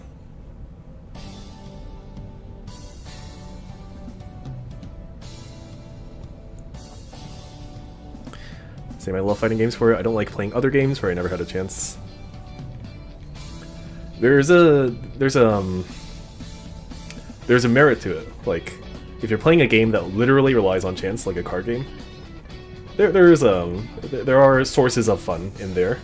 Like, it's not the same type of fun that you're looking for in a fighting game, but it is there. Like, I enjoy playing auto battlers. Like, I used to play a lot of Hearthstone Battlegrounds, and Hearthstone itself, too. Although, unfortunately, they seem to have removed Classic mode from Hearthstone, so you can't play the 2013 Hearthstone anymore.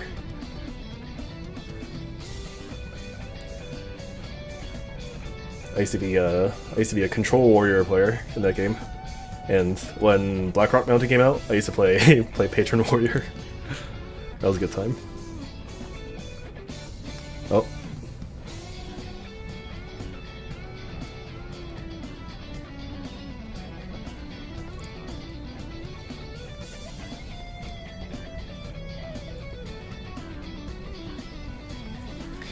It's comfortable to blame other things, but never having a chance feels even worse to me.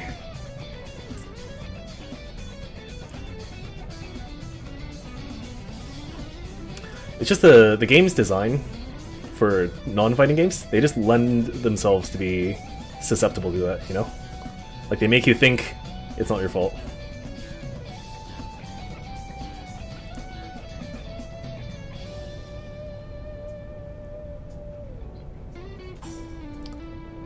And you know, like the whole concept of elo hell. It's not really my fault, it's just my teammates.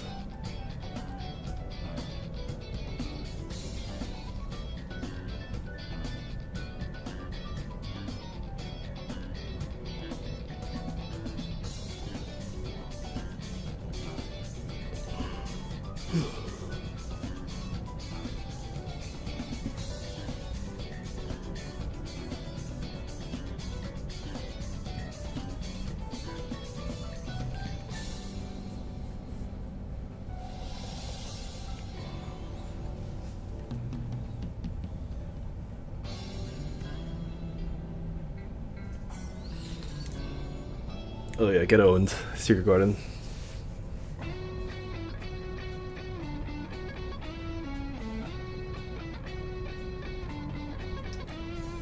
Yeah, if you see my VOD of the versus Karmakwan, I just want to say I feel like I did exceptionally well blocking all the fucking mix-ups in that set.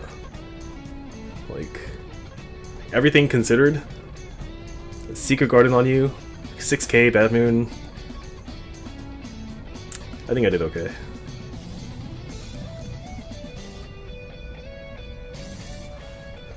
That set went on to, I think, like 6 AM.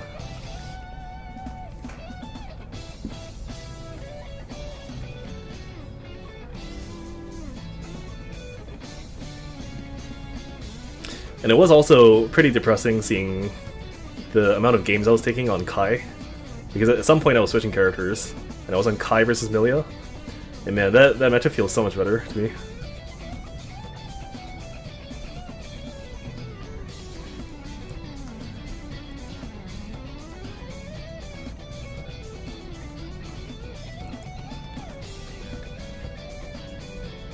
I don't fight Milia that bother learning it.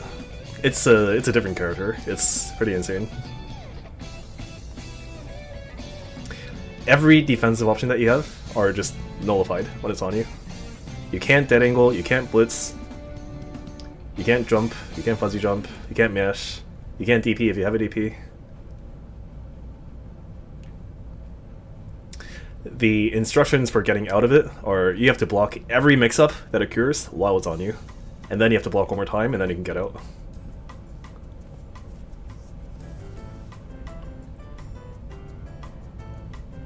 Or you have to do like a super that just kills while trading with Amelia.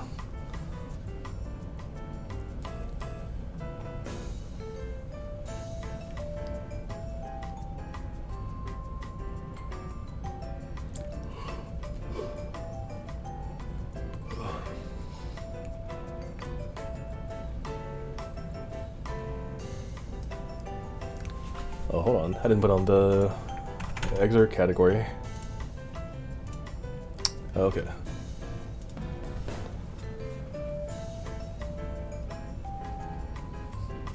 Are the mix-ups just as strong as Disco Key? I would say it's stronger than Disco Key mix-ups because there's Secret Garden on you, and then there's Milia behind it doing mix-ups, so you can't, like, it's harder to see.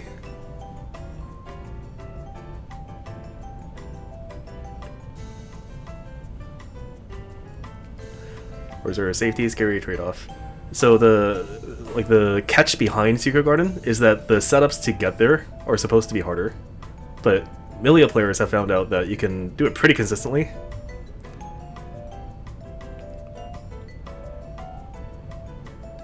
So like effectively it feels like most mix-ups that happen when you're in the corner are Secret Garden mix-ups.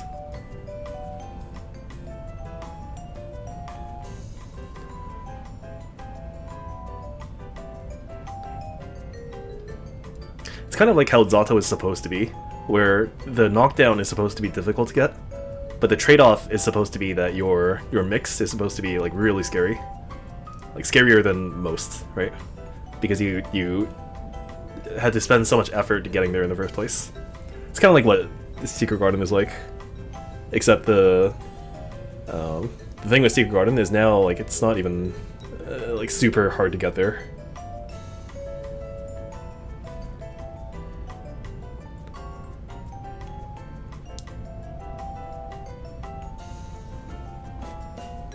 Damn, he actually lost to Lotus. Oh no, first game.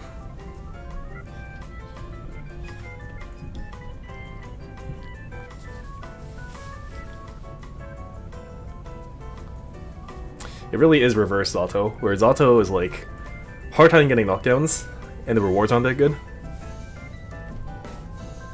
For Milia, it's like not that hard to get the right knockdown, and then the reward is super good.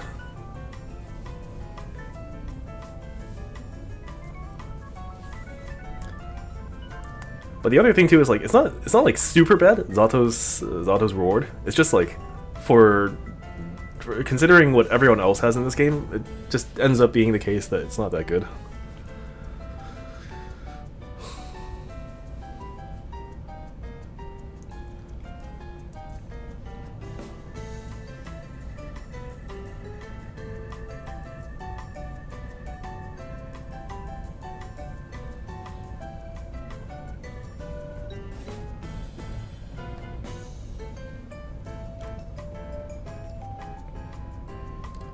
Oh.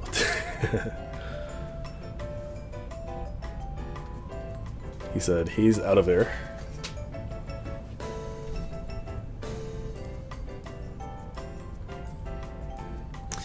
Base mechanics just working in Zato. Yeah, there's the obvious one of like Blitz is really good.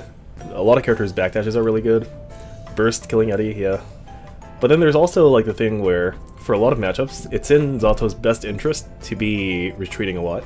Like in the Milia matchup, the Eno matchup, or not so much Eno, but like in the Leo matchup, for example, Pot matchup. So in all these matchups where you're supposed to be retreating, and that's the correct thing to do, it just kills your tension gauge, and it gives your opponents so much tension, consequently, because they get to move forwards. That like not only are you dealing with this character that isn't very good for your character to deal with, it's also I think I'm crashing again. Yeah. It's also you. Hold on.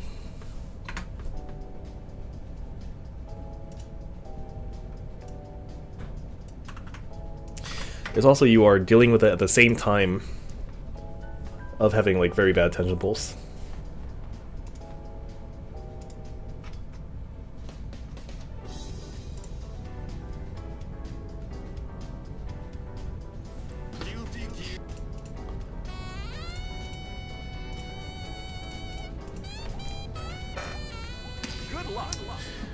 Okay, good luck.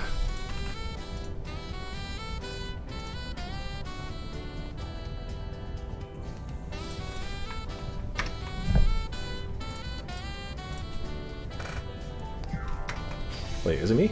Hold on.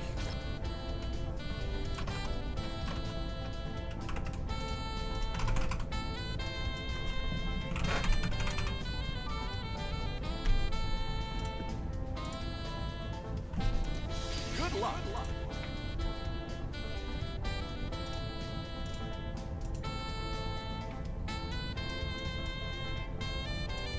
Yeah, it is. Okay. Good luck. Get ready. Heaven or hell. Duel. One. Let's rock.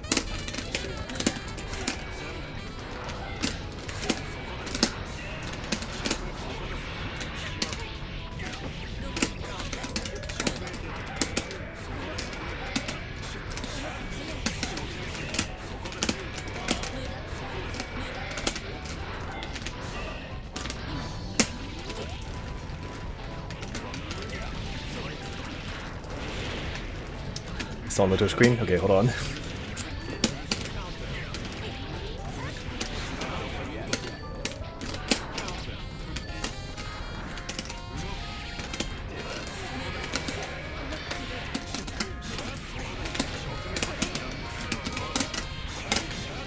Okay, there was a burst bait.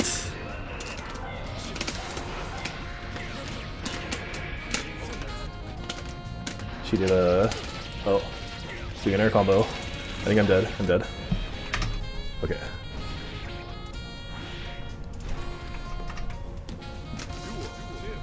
Keep on rocking.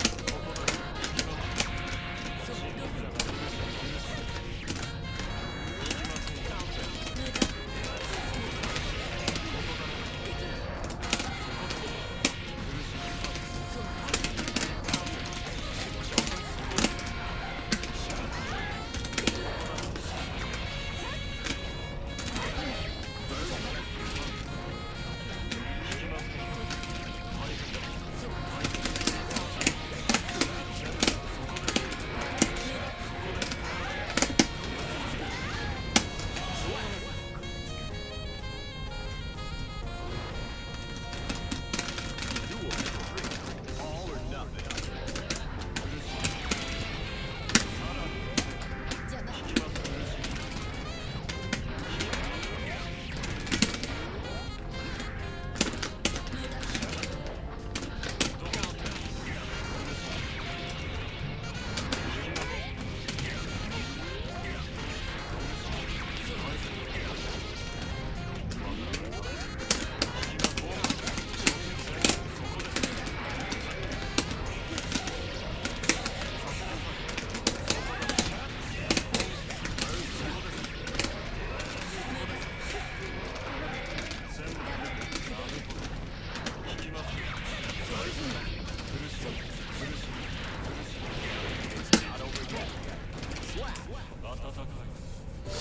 Anytime I tech there, by the way, for the Bad Moon, it's like I know there's a tech trap. I just wanna class the throw every time. That's why.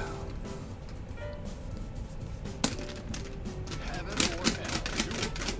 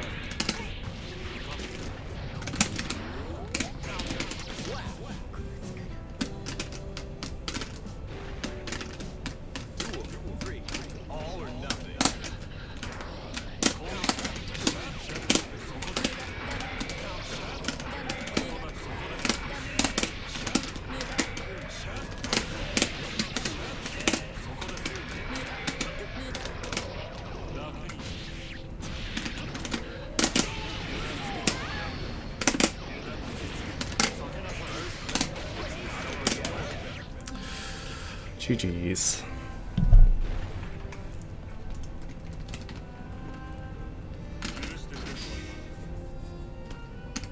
Good luck.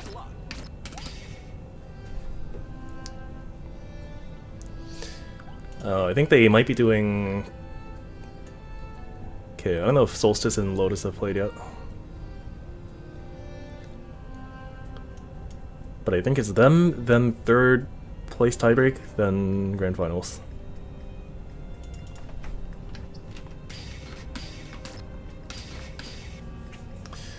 Mr. Too Damn Clean? No, it was a very messy match.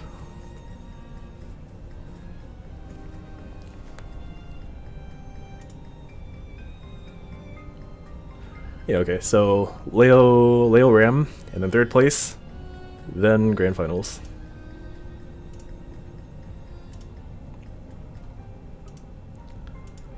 I don't want it to sound like an excuse, and it probably doesn't because I won, but there are some things where when you're facing like when you're facing someone that knows the matchup like really well inside and out, and then you proceed to play someone that doesn't know the matchup as well, you have to give in to some bad habits that would normally be bad habits in those like really hard matches, right? Because this player in particular doesn't know how to deal with it, or they are just like very weak to it. So you have to succumb a little bit to your dark desires that are normally like not really good to do. And I was wondering throughout that entire match how much I should be succumbing.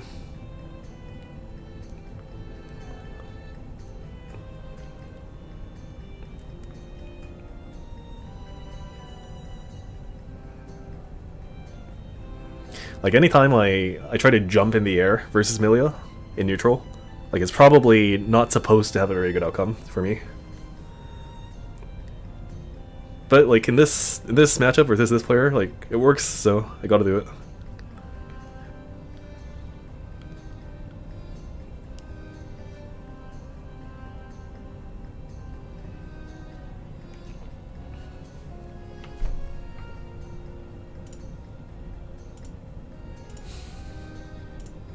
Okay, they're playing.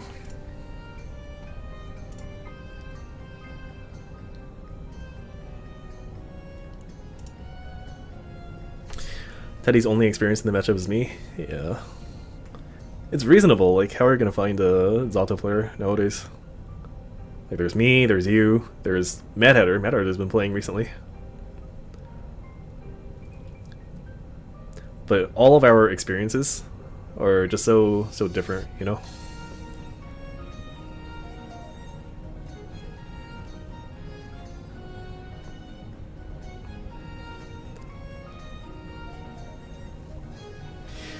I would like Lotus to win, please.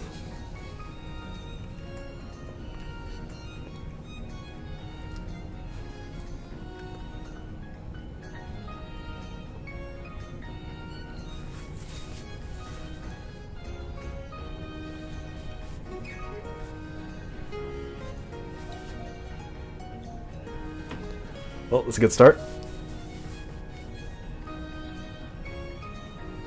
I believe 1-0. Yep. One more. Oh, there's a summit in chat. 파토산 로타스니 갔다.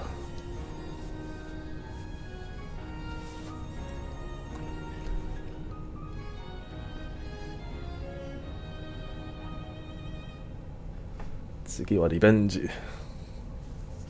Surprised any Japanese player is watching this, to be honest.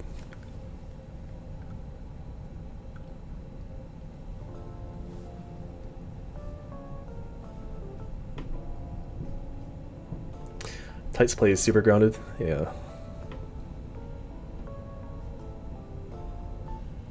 When I watch Tights play, it's like everything makes sense. Like yeah, I can see why this guy is doing this. And things like have a logical end to them. When I watch Ogawa play, sometimes I'm like, where did this come from? And clearly, like it's not like he's playing wrong, right? What did Summit say? Summit said, Pat, did he lose to Lotus? Or did he win versus Lotus? And then he said, next time, the revenge. Like, you'll have the revenge.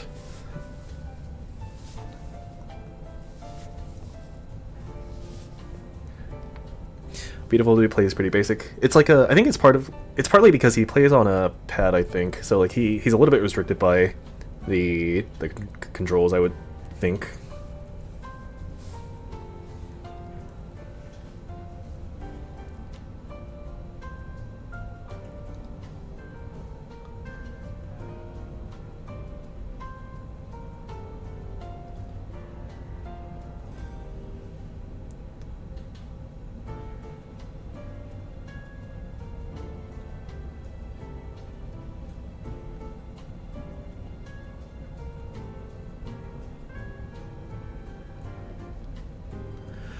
Seeing Summit there reminds me, I had a fun time with Dabedo, the Axel player, and Mayumisu at Frosty's. That was fun.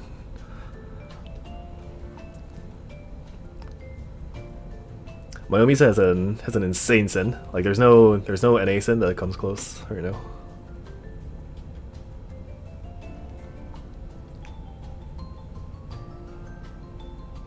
And Sin, it turns out, that JH that Zin has, the multi-hit move, is really good at dealing with Zato, because it'll kill Eddie, and then like if you did Nobiru, for example, it'll kill Eddie and then counter at you, which is it's like, yeah, fun.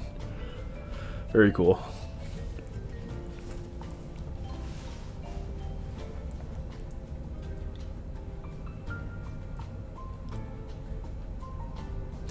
The few VODs I found of yours early on kept me going. I'm glad I rescued one Zato player, at least. Let's go, Lotus! Yes! Okay, that's sick. I don't have to face the Solstice again. That's not to say that Leo is a good matchup for Zato, but I much prefer this. I have to ask, did you enter the Soku Sai tournament at Frosty's? No, I thought about it, and by the time I made a conclusion about it, it was too late. I saw the main tournament organizer with that game, but I unfortunately didn't see anyone else. I wanted to meet a few people, but like it was a... I went to the side venue area, the side ballroom. I met the guy, and then I went to my room to get my keyboard. I came back, and then everyone was gone, and I have no idea where they went. So I just went back and played some more Guilty Gear. Yeah, I did bring a keyboard with me for that, but I never got to use it.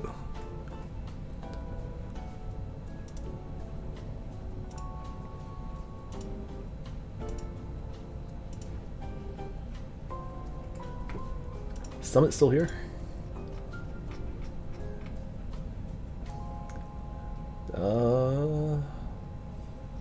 No, I think he left. Where was he? Oh, I don't see him anymore.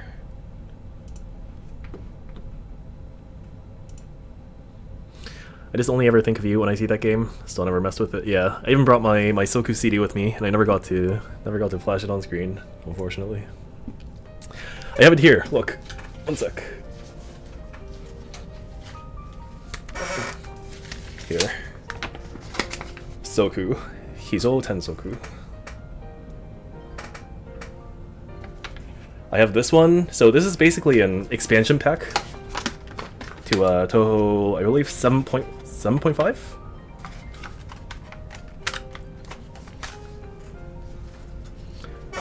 And then I think it's 7.5, 8.5, and then...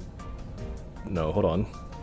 8.5, 10.5, 12.3? Hold on. Basically, it's like... yeah, let me look it up.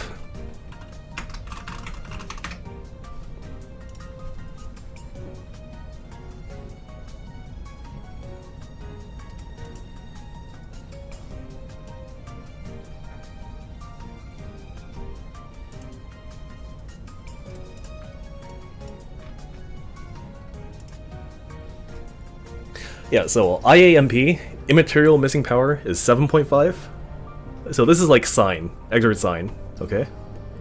So then the next one is 10.5, Scarlet Weather Rhapsody, 10.5, and this is like Rev 1. And then Hizo Tensoku, Soku is 12.3, is like Rev 2, basically. And like Guilty Gear, the first one, Sign, is like a standalone. And Rev 1, the 10.5, is like a separate thing that you play without the previous one installed.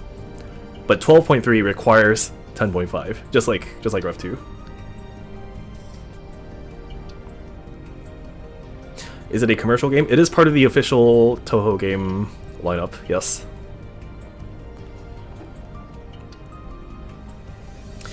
I can add myself to the list of Zatos you saved as well. You're obsessed with Deb were the first thing I found. Damn. Yeah, matches are rough to find. Because, I know because I went through it too.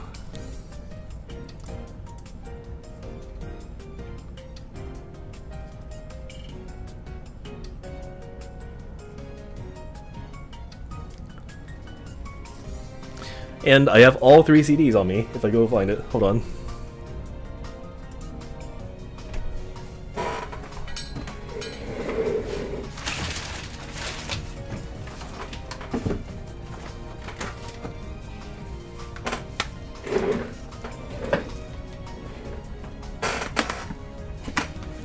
Yeah, here it is.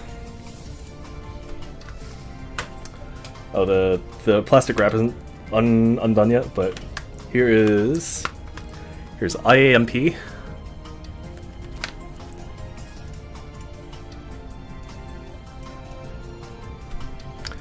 Here's Immaterial and Missing Power. This is like Guilty Gear Exert Sign, standalone. And then here is Scarlet Weather Rhapsody. This is like Rev 1, also standalone. And then Soku is like the Rev 2 of the game, basically. So you need these two to play Soku, but this one you just need the one, and you don't need this one to play these two. Just like Guilty Gear.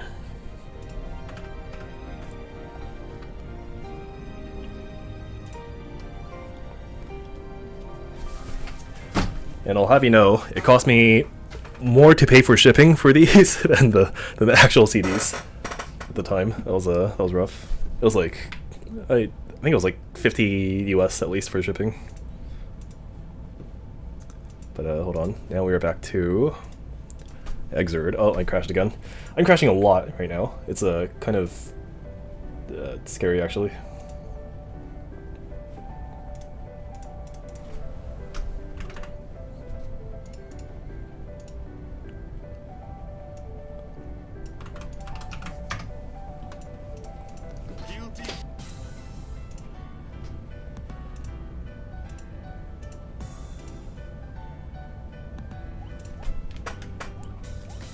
Good luck. Leo versus Zato. Okay, good luck. Heaven or hell. Duel. 1. Let's rock.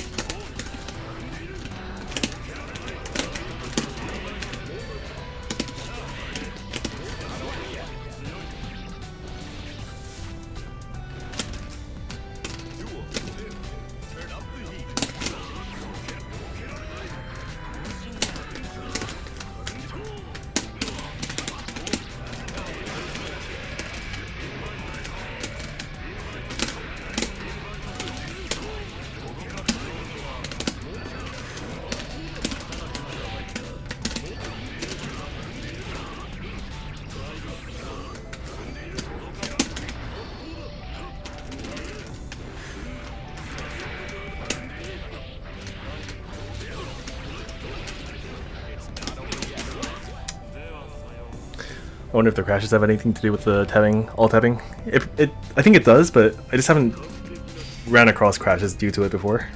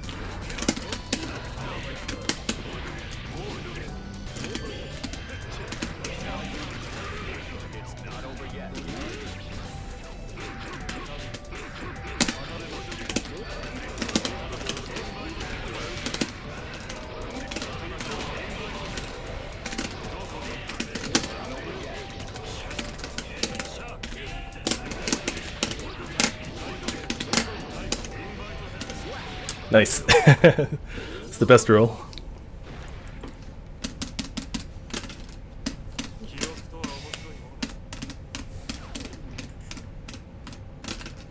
Heaven or hell. Duel.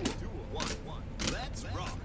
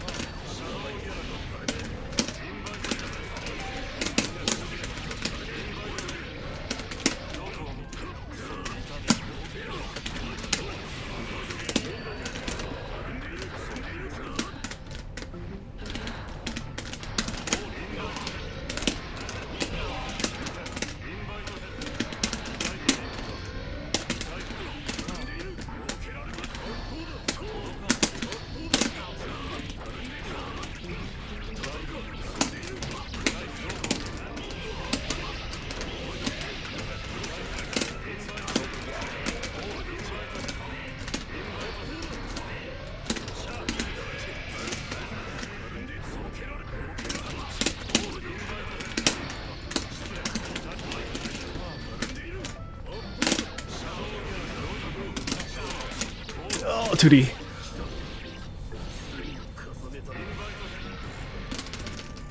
Duel. Two. All or nothing.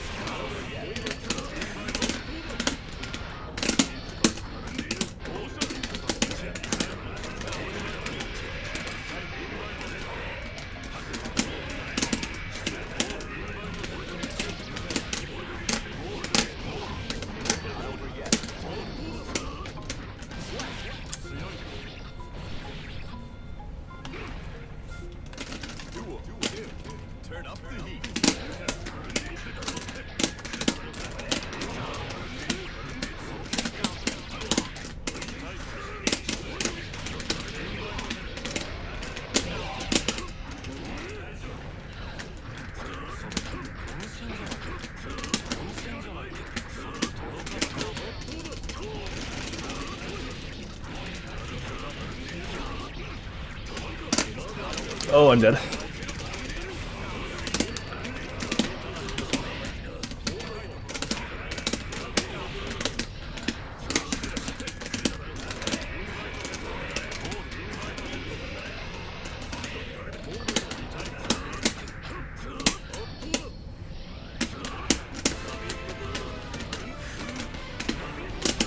Ah, damn.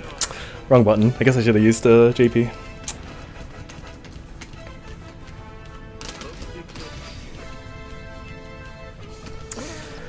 Well, it was kind of close.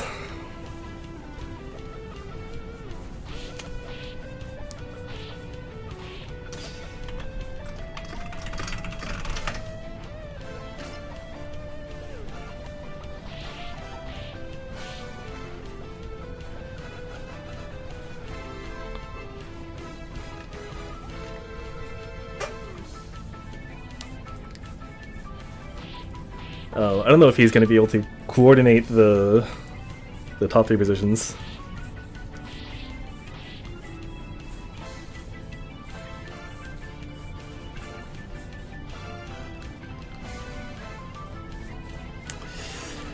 If he's going to keep playing, I'm down to be here for like another hour.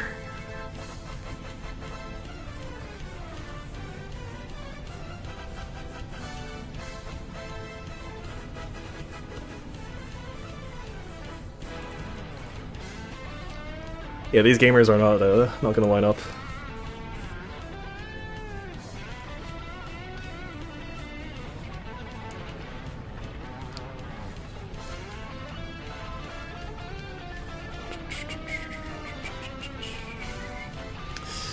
Do I want to find games elsewhere right now?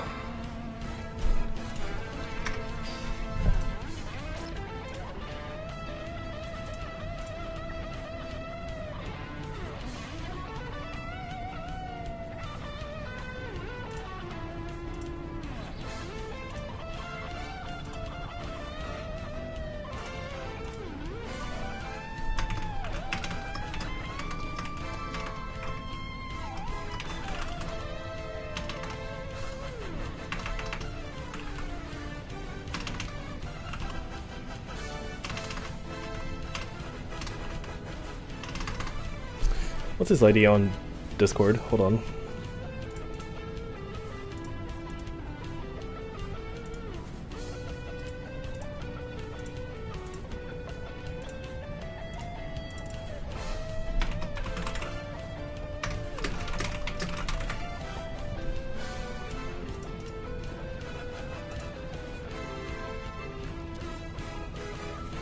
Leo Fireball P drill, yeah.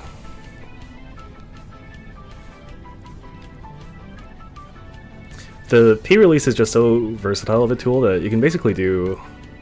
It's like an everything tool, and it's super good. It's just hard to use.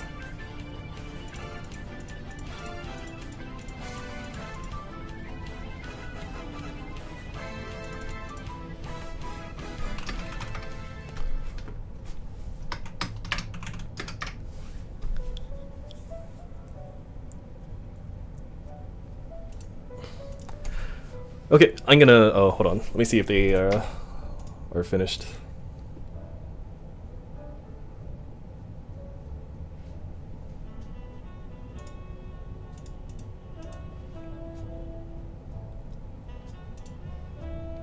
Wow, what appropriate music. Second place finish.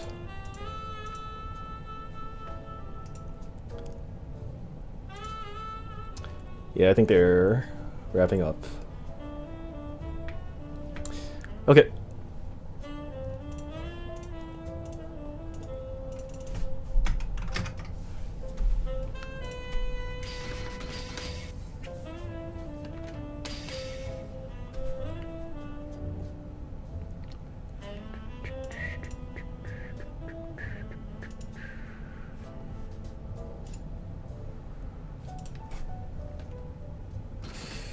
Oh, do I want to join this?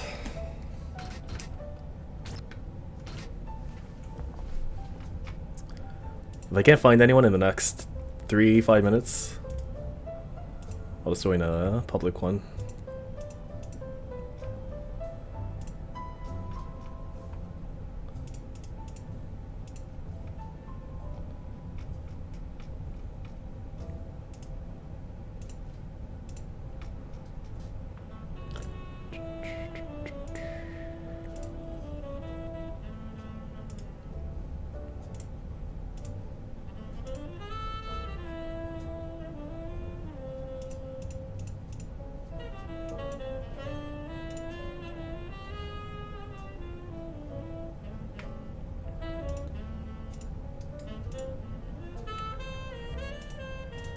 There are some things in the Leo matchup where it's like it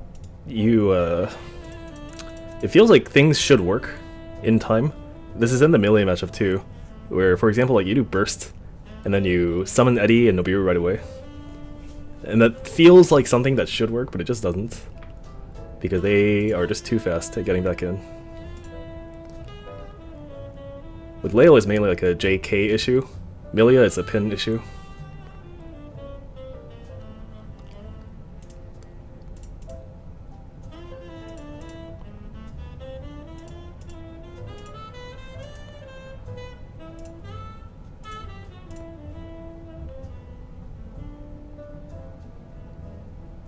And it's kind of a scenario too where it's not so much you can deal with it somehow kind of a situation. It's more of just you have to get out of the way and solve it elsewhere.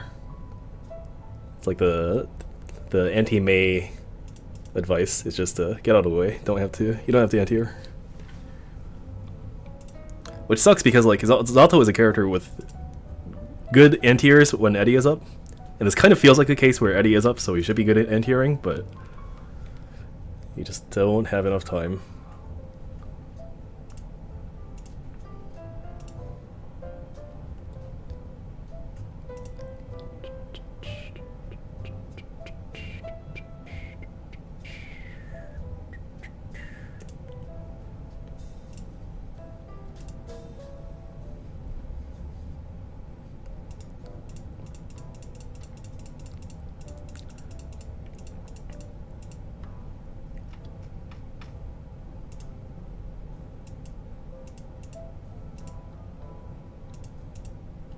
Although it turns out the stream title is very topical to in relation to the outcome of this tournament.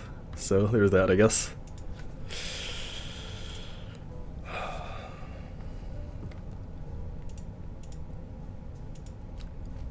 Okay, it's time to hit up public lobbies.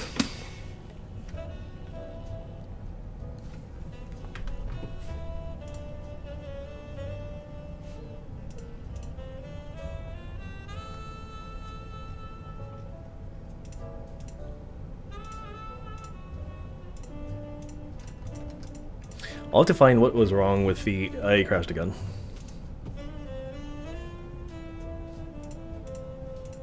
I think maybe it has to do with the Pangea's mod, maybe?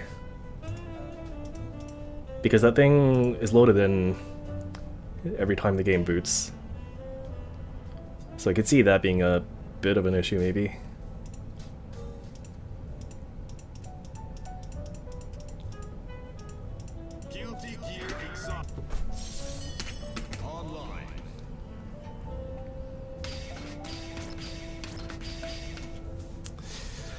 Yeah, you're sick. Thank you. But there's always a way up.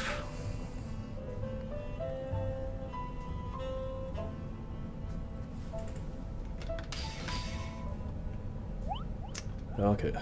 Oh, it's Baiken. Oh, I'm switching characters.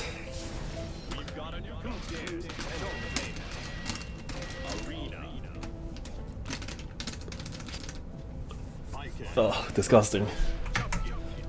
How unpalatable.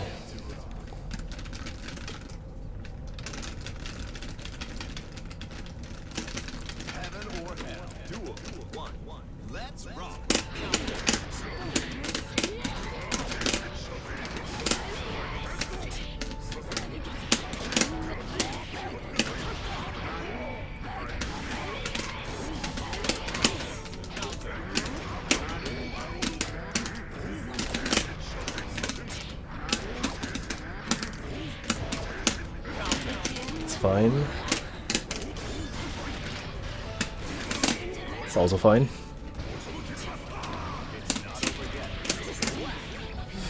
What is there to improve on at your level? Just decision making? It's like kind of bigger picture decision making, I guess, where it's like, you know the thing earlier when I said like you want to sometimes pick the worst option for your character because it leads to better outcomes long term? It's kind of like those things.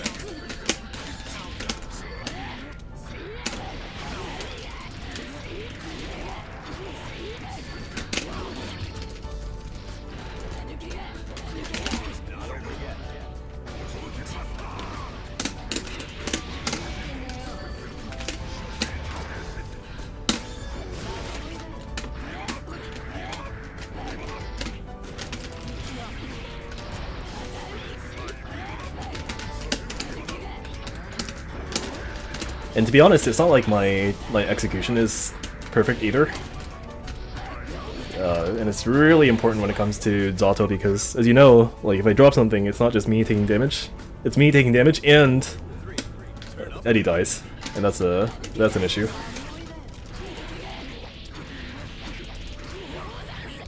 So like our because it's such a severe punishment to drop combos, like as a Zato player, you just have to be more perfect when it comes to execution.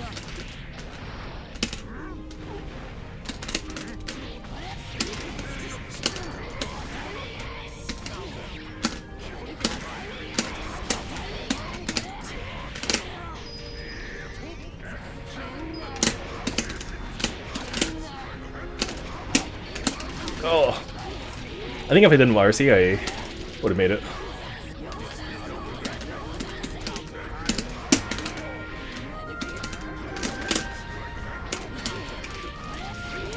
Damn.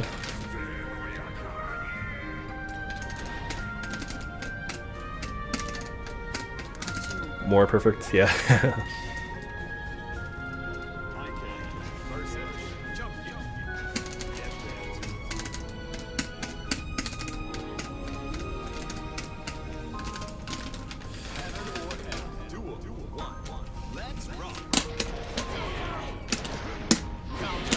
It's fine.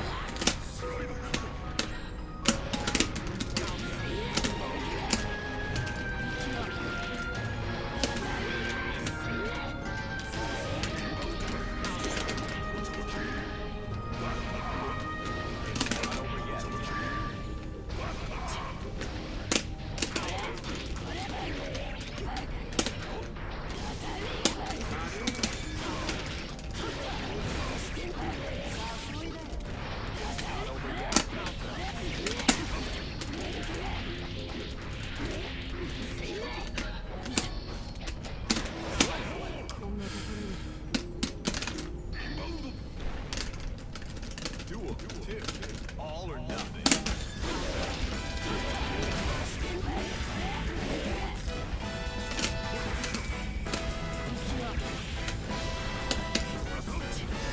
It's not the right input.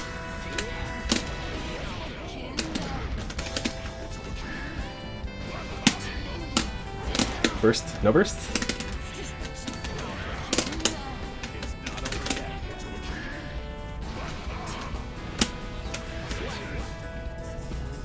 Is wake up TK Yozansen at Popbuster call or misinput? I mean, it certainly beats Popbuster, but if you want to get a punish after that, you're gonna have to spend meter.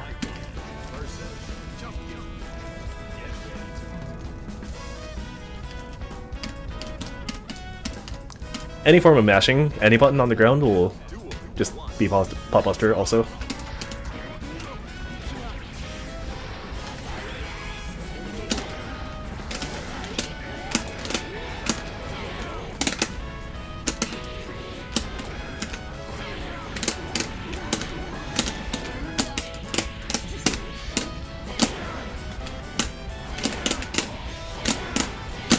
Oh shit.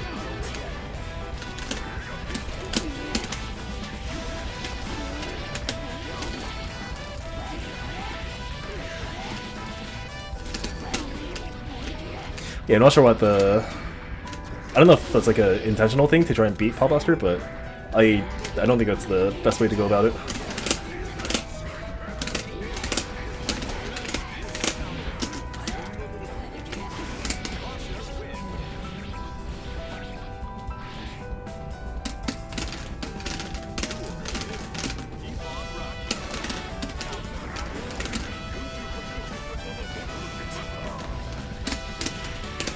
So there is a way to do that JP in a way where it's safe against the Azami, but the timing is pretty rough.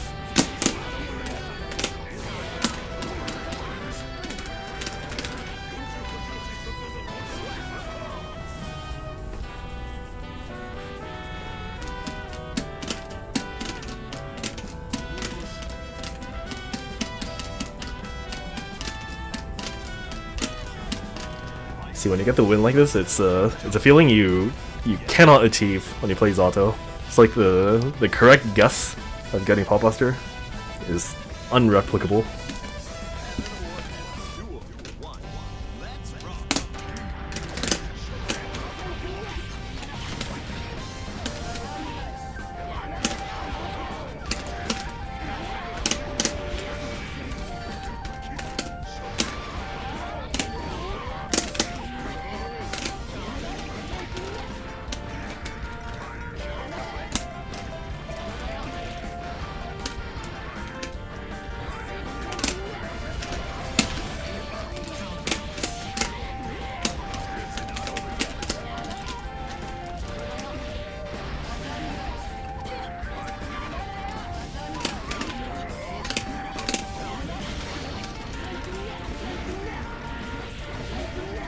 I heard Dizzy is the actual counter to Baiken, but I'm not really sure about learning Dizzy just for one matchup. And I really don't know about learning Dizzy as a whole, to be honest. Counter no beer in the corner feels really good. Yeah, it does, but there's a... See, the difference is, like, Zato worked for that, because the opponent's in the corner, and you have Eddie up. But Pot doesn't really... Like, he does work for it, don't get me wrong, but, like, the amount of work that goes into it feels like cheating when it's Pot.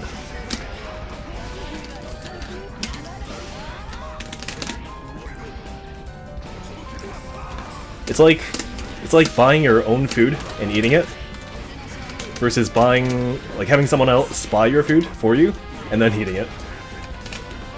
Having someone else buy your food for you and then eating it is like Pot. So it just tastes better.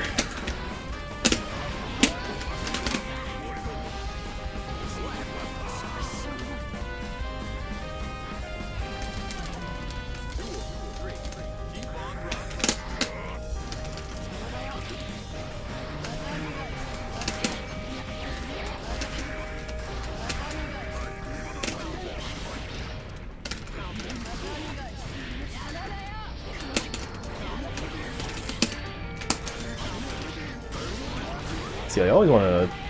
Whenever that kind of situation comes up where I can tech into throw... Oh shit. Hold on. Tech into throw tech. Like I always feel so inclined to take it and try to go for it.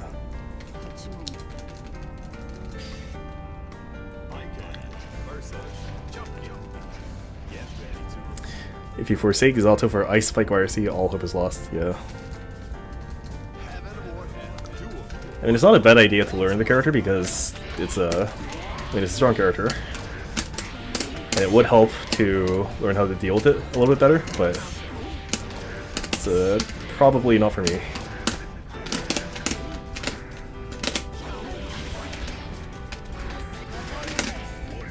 You can't do that. Can I do this on Baiken? I cannot.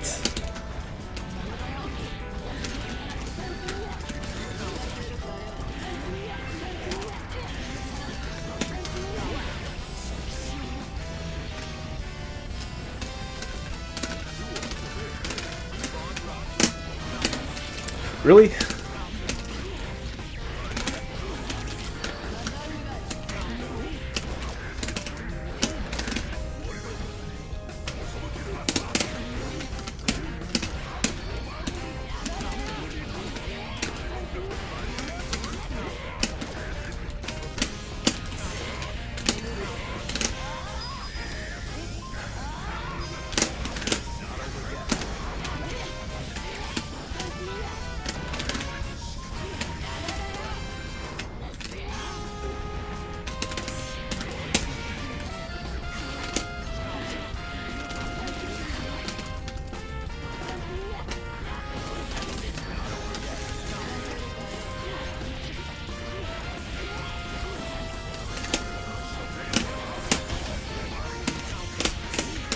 Okay, well...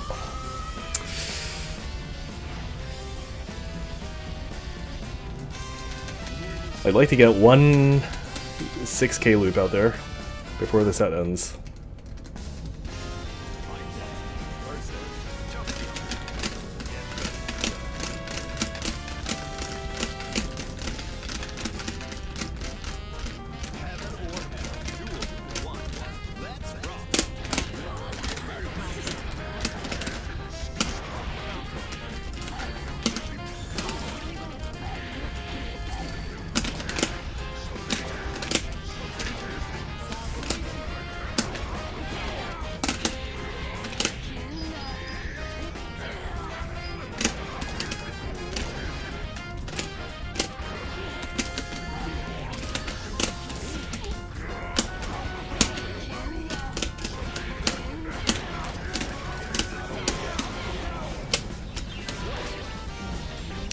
You'll have seen the red X. Yeah, it's best when it's like a Leo or a Soul that did HDP.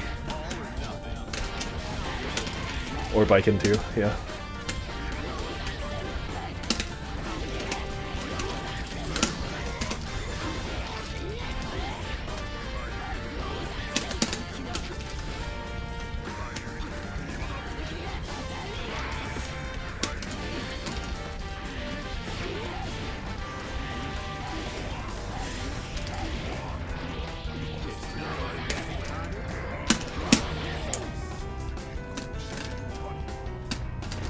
I should actually punish him for that, huh? Here we go.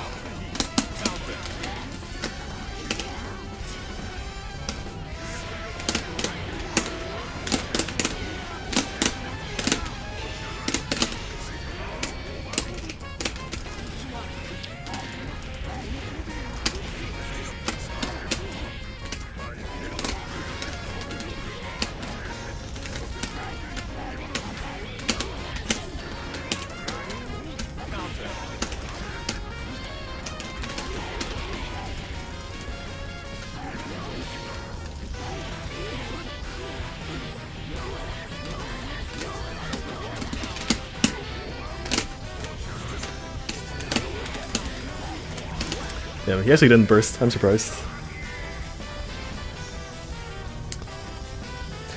I don't know what ins and outs of pot, what situations you can do 6k loops. He, I don't know either. My pot game plan is I look for gaps and I pot buster. That's it.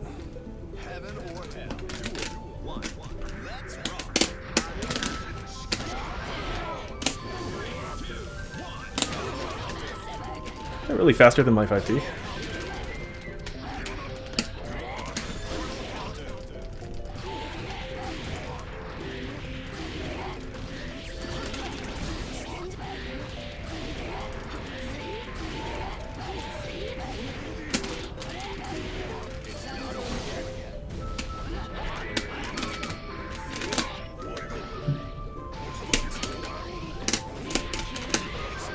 Oh.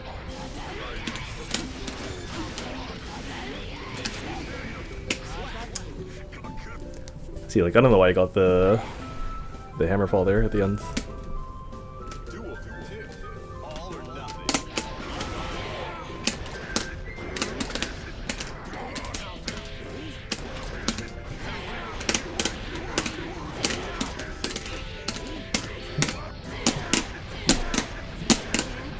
Okay, we got one.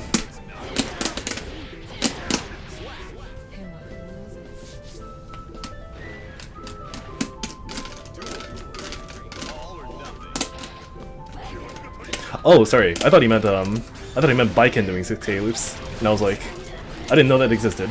But you meant pot 6k. He can do that off of like a pot buster in the corner versus some characters. He can always do it after 2D RC in the corner, and those are the main ones.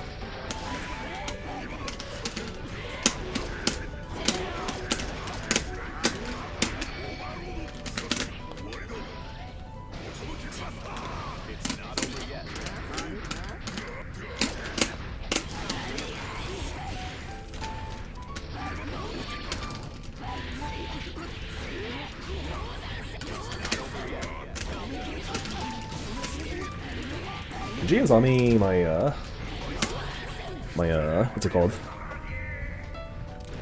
Heat Knuckle? I'm pretty sure she can't.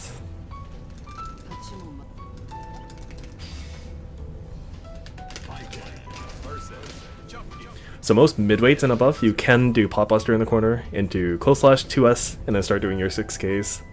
Lightweights it doesn't work on, so you have to spend meter if you want to do it.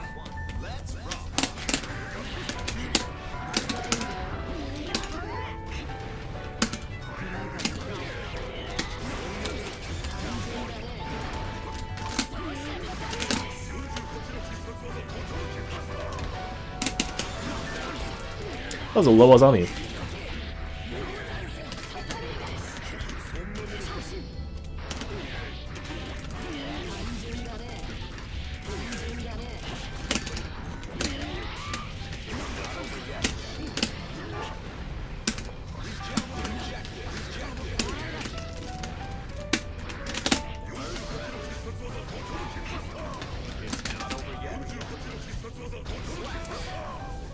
You can blitz heat knuckle? Yes, you can. Can you parry unblockables? I'm pretty sure you can.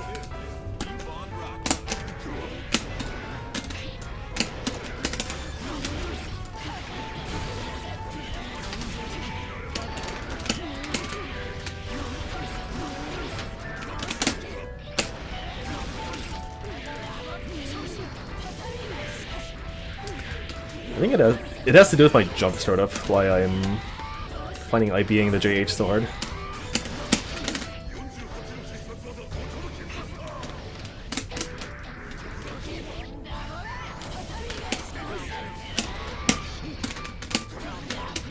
Okay, so I can't heat knuckle that. It goes too deep.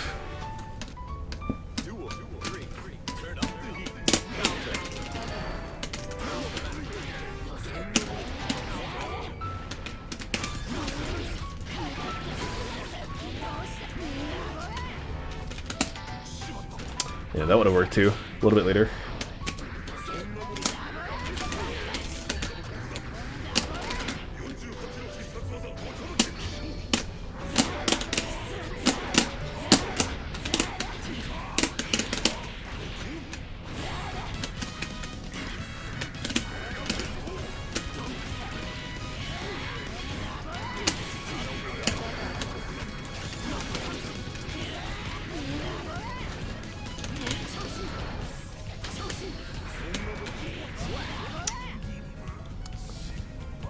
But for some reason it feels like you shouldn't be able to, but I would have to test it out. I'm not sure.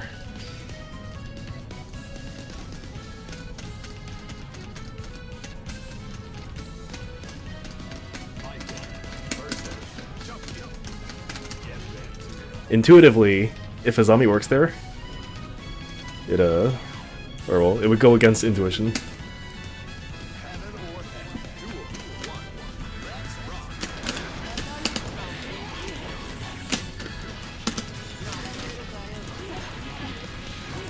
Also, I gotta stop pretending this is not a Viking. Hold on.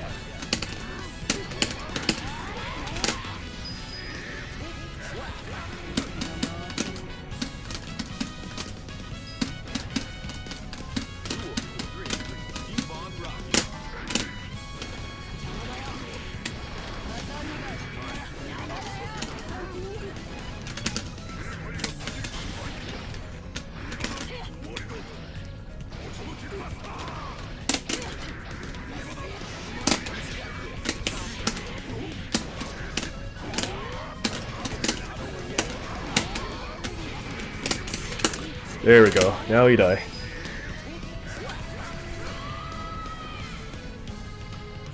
I thought of other characters that would deal with Viking, and it's like earlier I said Dizzy, but I don't play Dizzy. There's Pot. There's like maybe May.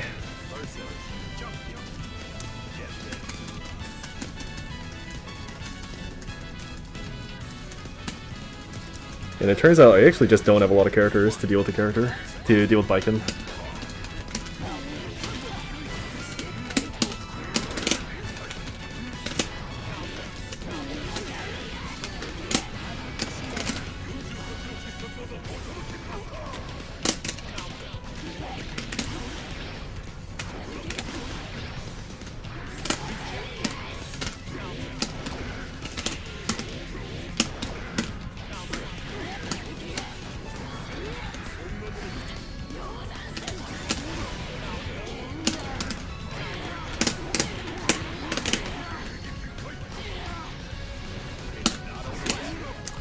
Do 6k loops do significant damage or are just marginal benefit for strike? They are pretty important. Not like super important, but they are improvements in damage.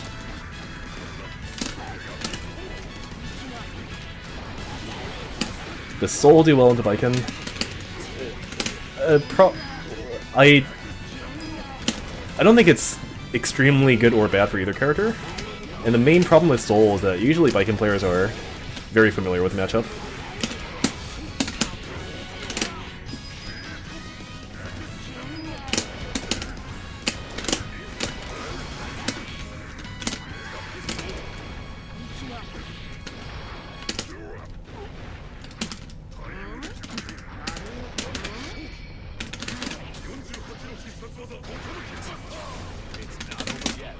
Okay.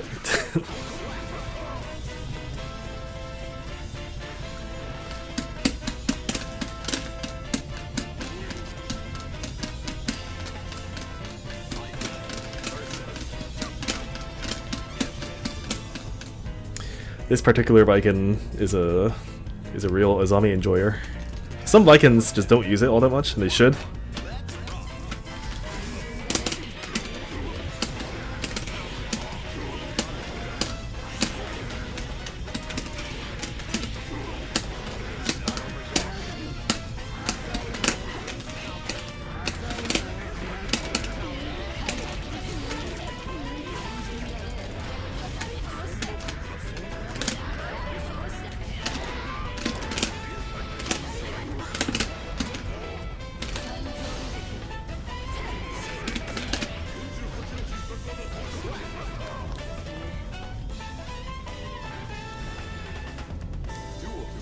But hey, it is a good tool, and you should use it.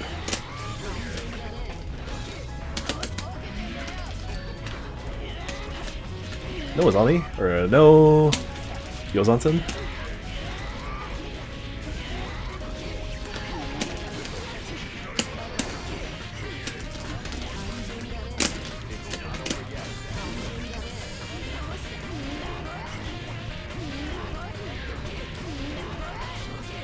Wonder if he's gonna burst super. Yeah.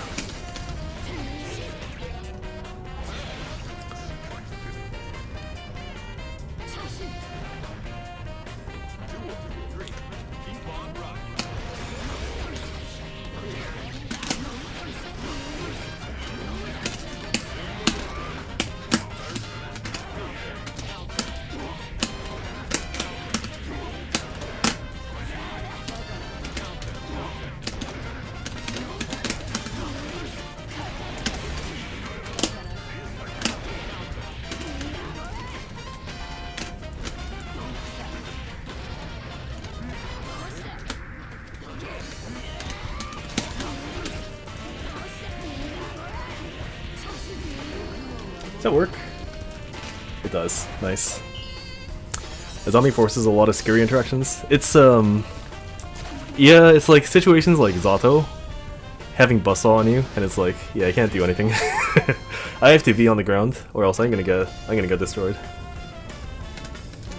Which is like his entire mix, so it is not a good time, as you know.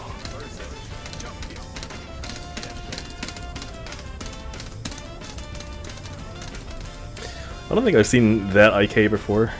That IK confirm before. So we do JD, YRC.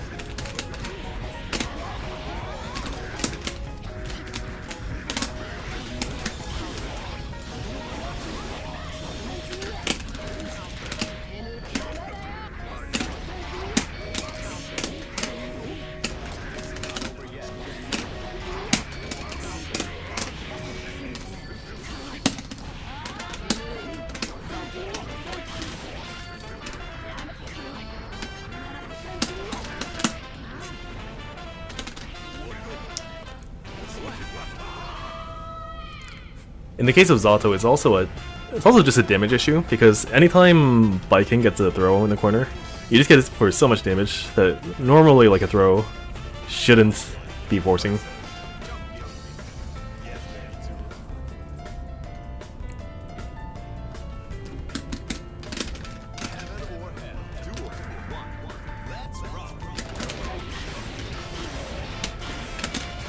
Oh, I wanted to not do that one.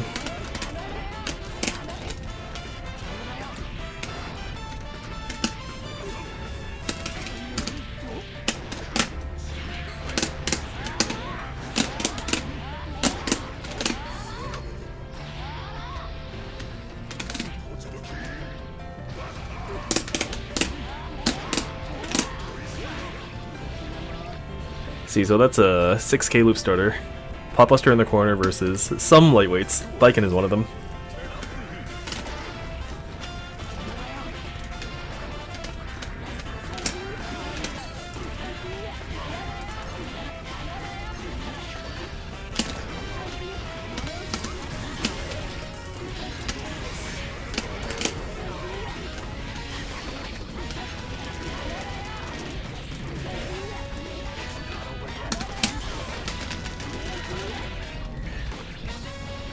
People who DP parry on wake up is nothing. If you parry DP, gaps they fall apart. Oh, yeah. That is like technically the better, more guaranteed spots to do so. Because there is more of a tell there. Like if you try to do like a frame trap with a character, like Zato doing 2k 5p, then it's like much more of a read. Or there's much more to read there, if you're the opponent, right? Anytime you see 2k, you know they're for sure like wanting to frame trap you. So now it becomes a contest of like, do you actually want to frame trap or do you want to be safe? As opposed to just raw guessing on wake up.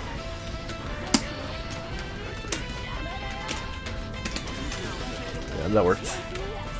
That recovers pretty quickly.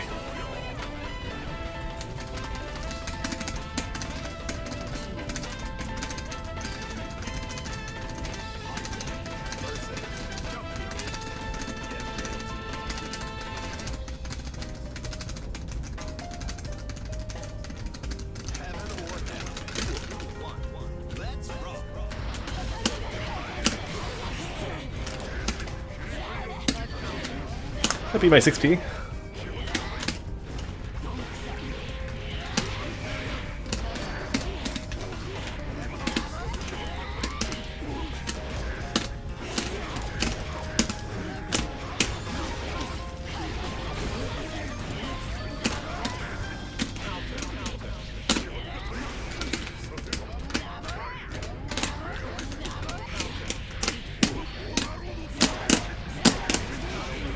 It's another starter, 2D RC.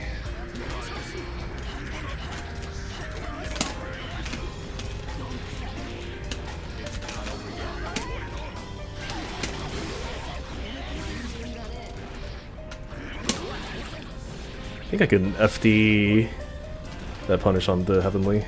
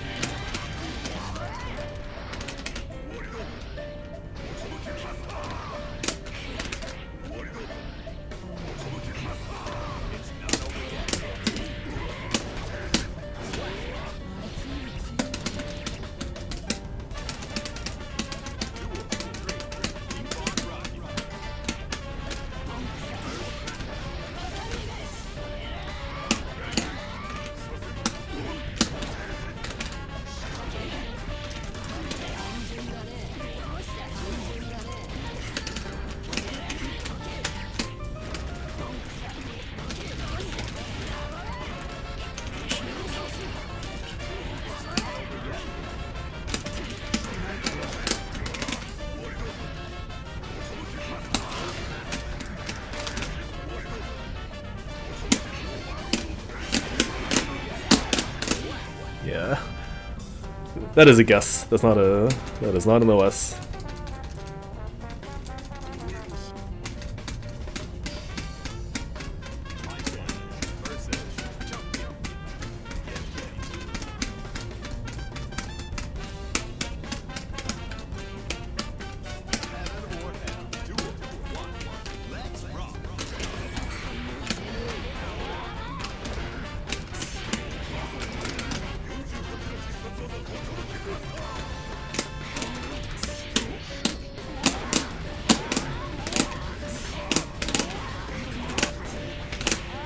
This may not knock down.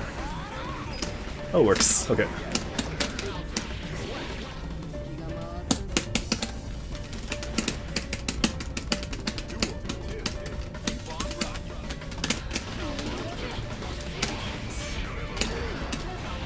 Oh, there we go. It works.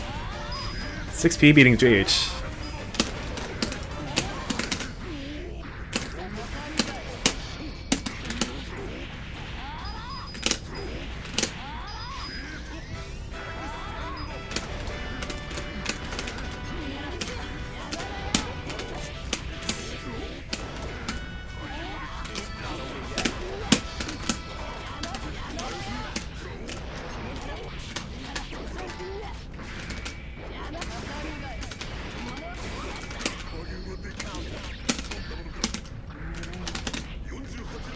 This probably kills, yeah.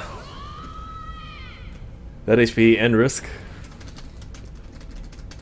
I need to play Exert again. I've gotten spooked and haven't touched it in forever. Or just finished my Zato combo guide I've been trying to make for a year plus. Done. I thought about it too, like making a simple, or like even if it's not a video, just like making a combo section in the Dustloop page for Zato.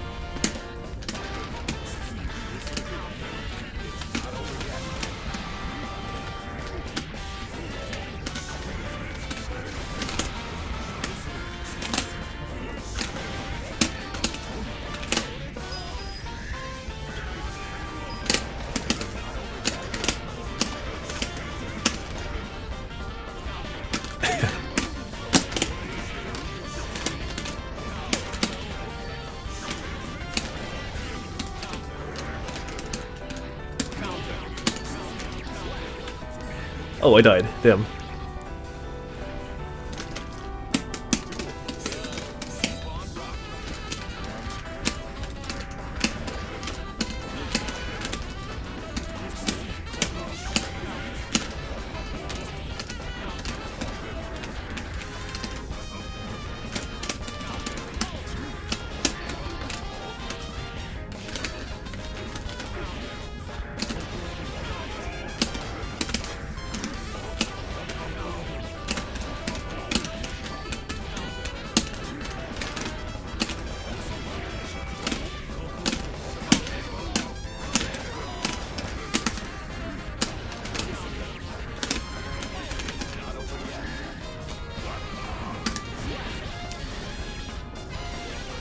I don't feel qualified to make it, and the Zato Discord scares me. Well, like, the qualification part is just, like, if you...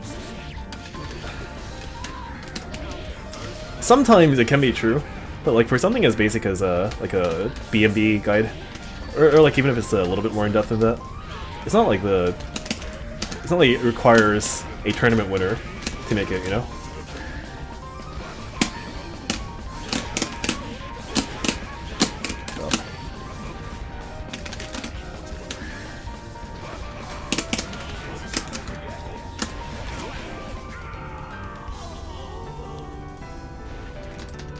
I left the Zato Discord at some point because I saw one of the mods.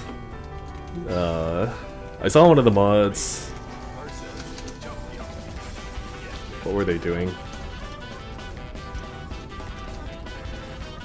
Oh right, they were giving objectively bad advice to who I can only assume is a new player regarding controllers, because Zato is like a negative edge character, right? And so like they were asking something regarding controllers. And then that person was given, like, unquestionably bad advice from this mod, okay? And then when someone stepped, or well, when I stepped in to say, hey, I don't think that was very good advice, they essentially got me labeled as a toxic person, so I left.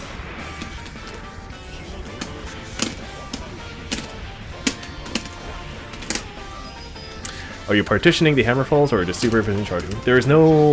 This game does not have partitioning, so any charging that you see is just raw charging without partitions.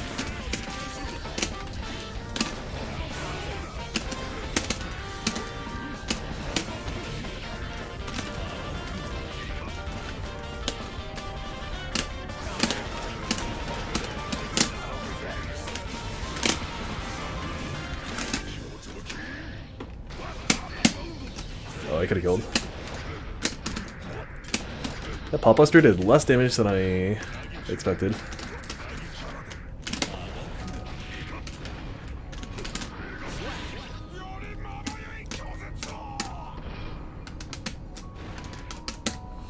I swear I've heard Venom's doing it. I'm very close to certain that it doesn't exist in this game.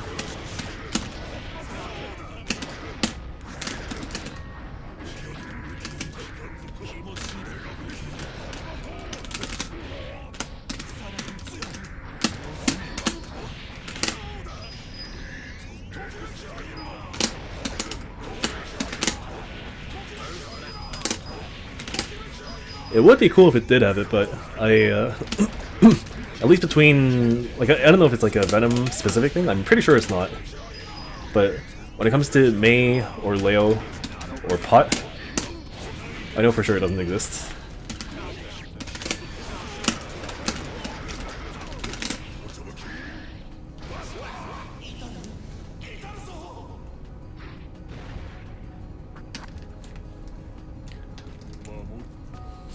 I like doing it when it's like, when it's in Third Strike, because I play Remy in that game, and Remy has to use it a lot in neutral.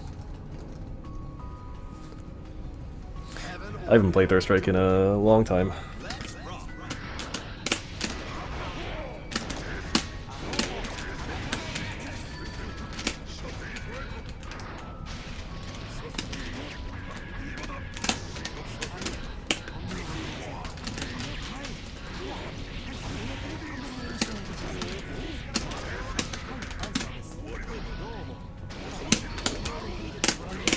Does this work on answer?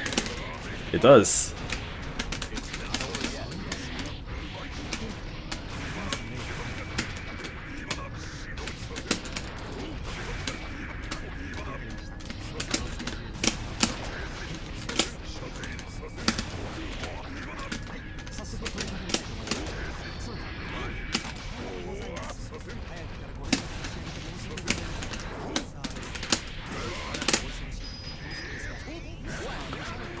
Third Strike is cool. Yeah, it's the only other game I could put up with. Let's put it that way. Only other fighting game.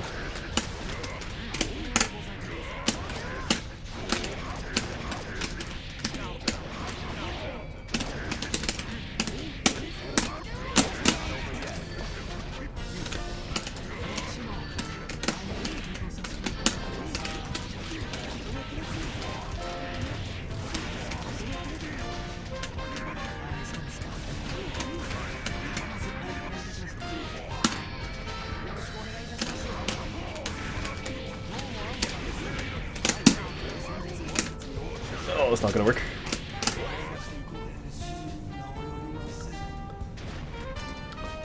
It's possible I need to hammer fall Kinsel there.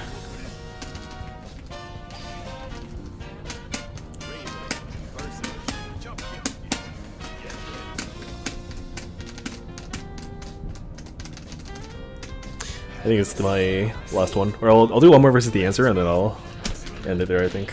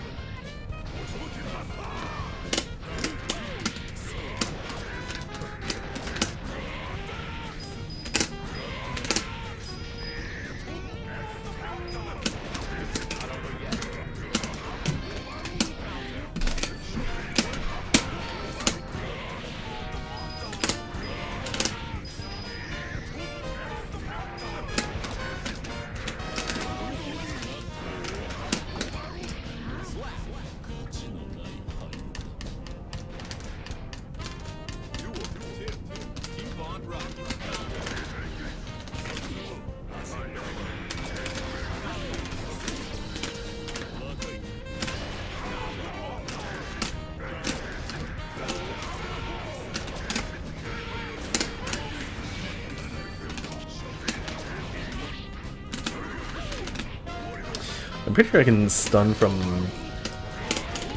0 on Raven.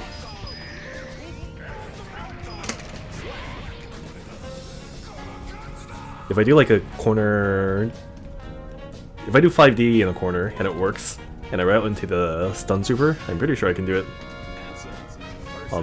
Actually like up until like soul stun rating-ish. Okay, last one. Let's rock.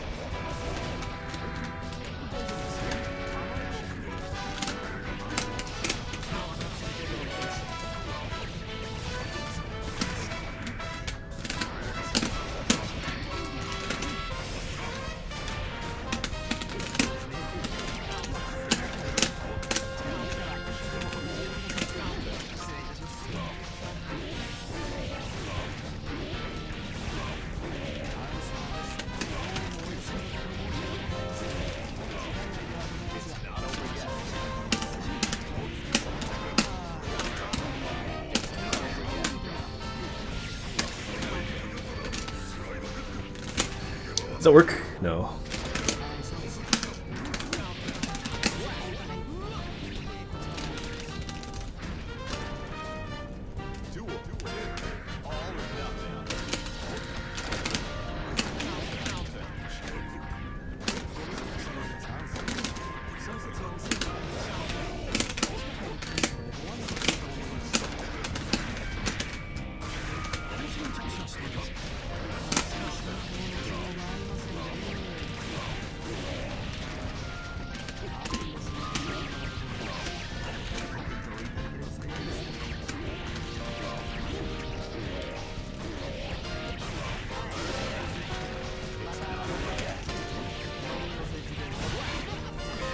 I think he has the same thing as Chip, where if you use a scroll that's like on the corner or on the edge of the screen, you can go behind someone who's on there, like on the very edge of the screen. Like when Chip does the cling.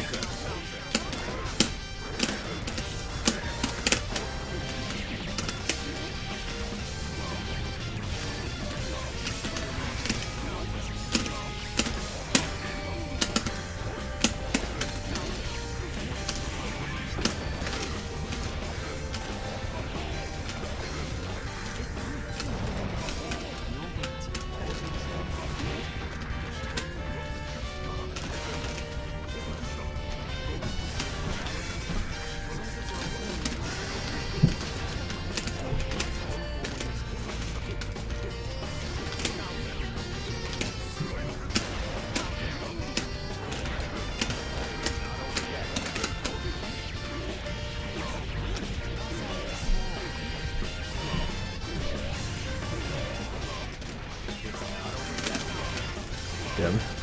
Alright, GG's. First or second year Soul Stick, thank you. We'll get him next time.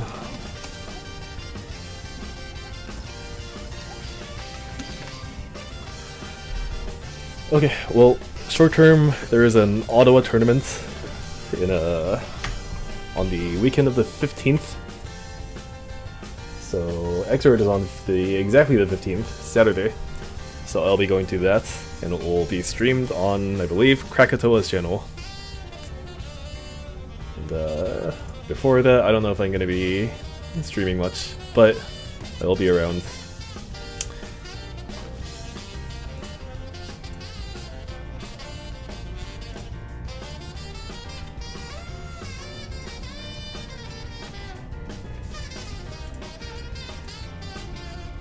Okay, see y'all. I'll be back sometime.